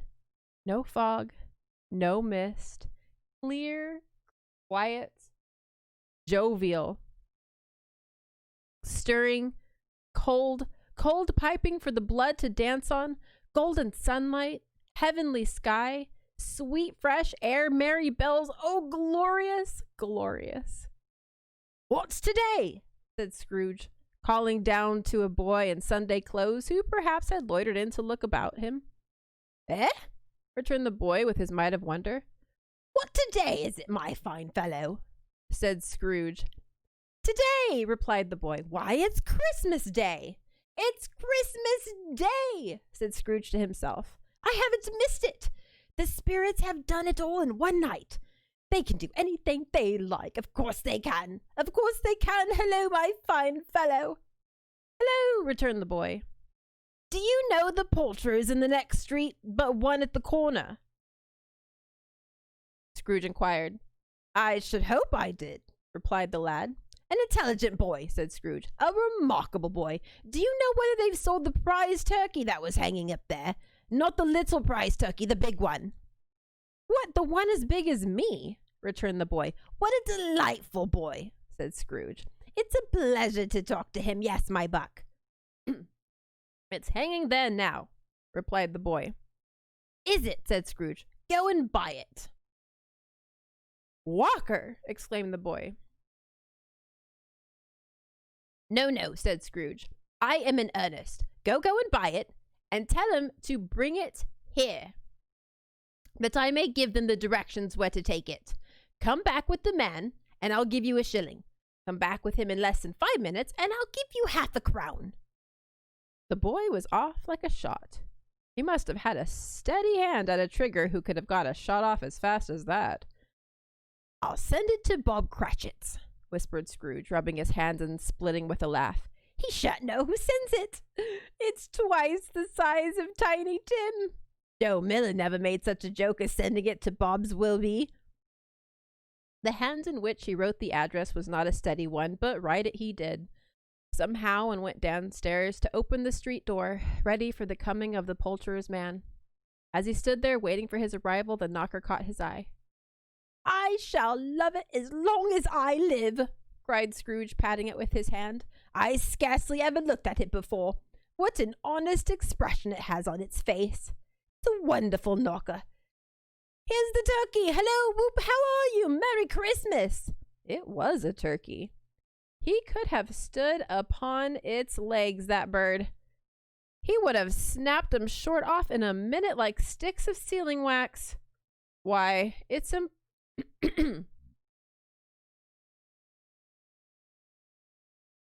Why, it's important to carry that down to Camden Town, said Scrooge. You must have a cab. It's impossible to carry that to Camden Town. You must have a cab, said Scrooge. The chuckle with which he said this, and the chuckle for which he paid for the turkey, and the chuckle with which he paid for the cab, and the chuckle with which he recompensed the boy, were only to be exceeded by the chuckle with which he sat down breathless in his chair again and chuckled till he cried. Shaving was not an easy task, for his hand continued to shake very much, and shaving requires attention, even when you don't dance while you are at it. But if he had cut the end of his nose off, he would have put a piece of sticking plaster over it and been quite satisfied. He dressed himself all in his best, and at last got out into the streets. The people were by this time pouring forth, as he had seen them with the ghost of Christmas present, and walking with his hands behind him, Scrooge regarded everyone with a delighted smile. He looked so irresistibly pleasant, in a word, that 3 or 4 good-humored fellows said, "Good morning, sir. A Merry Christmas to you." And Scrooge often said that, of all the blithe sounds he had ever heard, those were the blithiest in his ears. He had not gone far when, coming on towards him, he had beheld the portly gentleman who had walked into his counting house the day before and said, "Scrooge and Marley's, I presume?" It sent a pang across his heart to think how this old gentleman would look upon him when they met, but he knew what path lay straight before him, and he took it. "My dear sir," said Scrooge, quickening his pace and taking the old gentleman by his hands, "how do you do? I hope you succeeded yesterday. It was very kind of you. A Merry Christmas to you, sir." "Mr. Scrooge?" "Yes," said Scrooge. "That is my name, and I fear it may not be pleasant to you. Allow me to ask your pardon, and I will have the goodness—" Here Scrooge whispers in his ear. "Lord bless me!" cried the gentleman, as if his breath were taken away. "My dear Mr. Scrooge, are you serious?" "If you please," said Scrooge. "Not a farthing less, and a great many back payments are included in it, I assure you. Will you do me that favor?" "My dear sir," said the other, shaking hands with him, "I don't know what much to say. "Don't say anything, please," retorted Scrooge. "Come and see me. Will you come and see me?" "I will," cried the old gentleman, and it was clear he meant to do it. "Thank ye," said Scrooge. "I am much obliged to you. I thank you 50 times, bless you." He went to church and walked about the street and watched people hurrying to and fro, and patted the children on the head and questioned beggars and looked down upon the kitchen houses and up to the windows and found that everything could yield him pleasure. He never dreamed that anything could give him so much happiness. And that afternoon he turned his step towards his nephew's house. He passed that door a dozen times before he had the courage to go up and knock, but he made a dash and did it. "Is your master at home, my dear?" said Scrooge up the girl. "Nice girl, very." "Yes, sir." "Where is he, my love?" said Scrooge. "He's in the dining room, sir, along with mistress. I'll show you upstairs, if you please." "Thank ye, he knows me," said Scrooge, with his hand already at the dining room lock. "I'll go in here, my dear." He turned it gently and sidled his face in round the door. They were looking at the table, which was spread out in great array, for these young housekeepers were always nervous on such points and like to see that everything is right. "Fred!" said Scrooge. Dear heart alive, how his niece by marriage started. Scrooge had forgotten for the moment about her sitting in the corner with the footstool, or he wouldn't have done it on any account. "Why, bless my soul!" cried Fred. "Who's that?" "It is I, your Uncle Scrooge. I have come to dinner. Will you let me in, Fred?" Let him in. It is a mercy he didn't shake his arm off. He was at home in 5 minutes. Nothing could be heartier. His niece looked just the same. So did Topper when he came. So did the plump sister when she came. So did everybody when they came. A wonderful party. Wonderful games. Wonderful unanimity. Anonymity. Wonderful the happiness. But he was early in the office next morning. Oh, he was early there. If he could only be there first and catch Bob Cratchit coming up late, that was the thing he had set his heart upon. And he did, yes, he did, The clock struck 9. No Bob. A quarter past. No Bob. He was a full 18 and a half behind his time. Scrooge sat with his door wide open that he might see him into the tank. His hat was off before he opened the door, his comforter too. He was on his stool in a jiffy, driving away with his pen as if he were trying to overtake 9 o'clock. "Hello!" growled Scrooge in his accustomed voice, as near as he could feign it. "What do you mean by coming in here at this time of the day?" I'm very sorry, sir," said Bob. "I am behind my time." "You are," repeated Scrooge. "Yes, I think you are. Step this way, sir, if you please." "It's only once a year, sir," pleaded Bob, appearing from the tank. "It shall not be repeated. I was making rather merry yesterday, sir." "Now I tell you what, my friend," said Scrooge, "I'm not going to stand this sort of thing any longer, and therefore," he continued, leaping from his stool and giving Bob such a dig in the waistcoat that he staggered back into the tank again, "and therefore I'm about to raise your salary." Bob trembled and got a little nearer to the ruler. He had a momentary idea of knocking Scrooge down with it, holding him and calling to the people in a court of help and a straitcoat. "A Merry Christmas, Bob," said Scrooge with an eagerness that could not be mistaken as he clapped him on the back. "A merrier Christmas, Bob, my good fellow, than I have given you for many a year. I'll raise your salary and endeavor to assist your struggling family, and we will discuss your affairs this very afternoon over Christmas bowl of smoking bishop, Bob. Make up the fires and buy another cold scuttle before you dot another I, Bob Cratchit."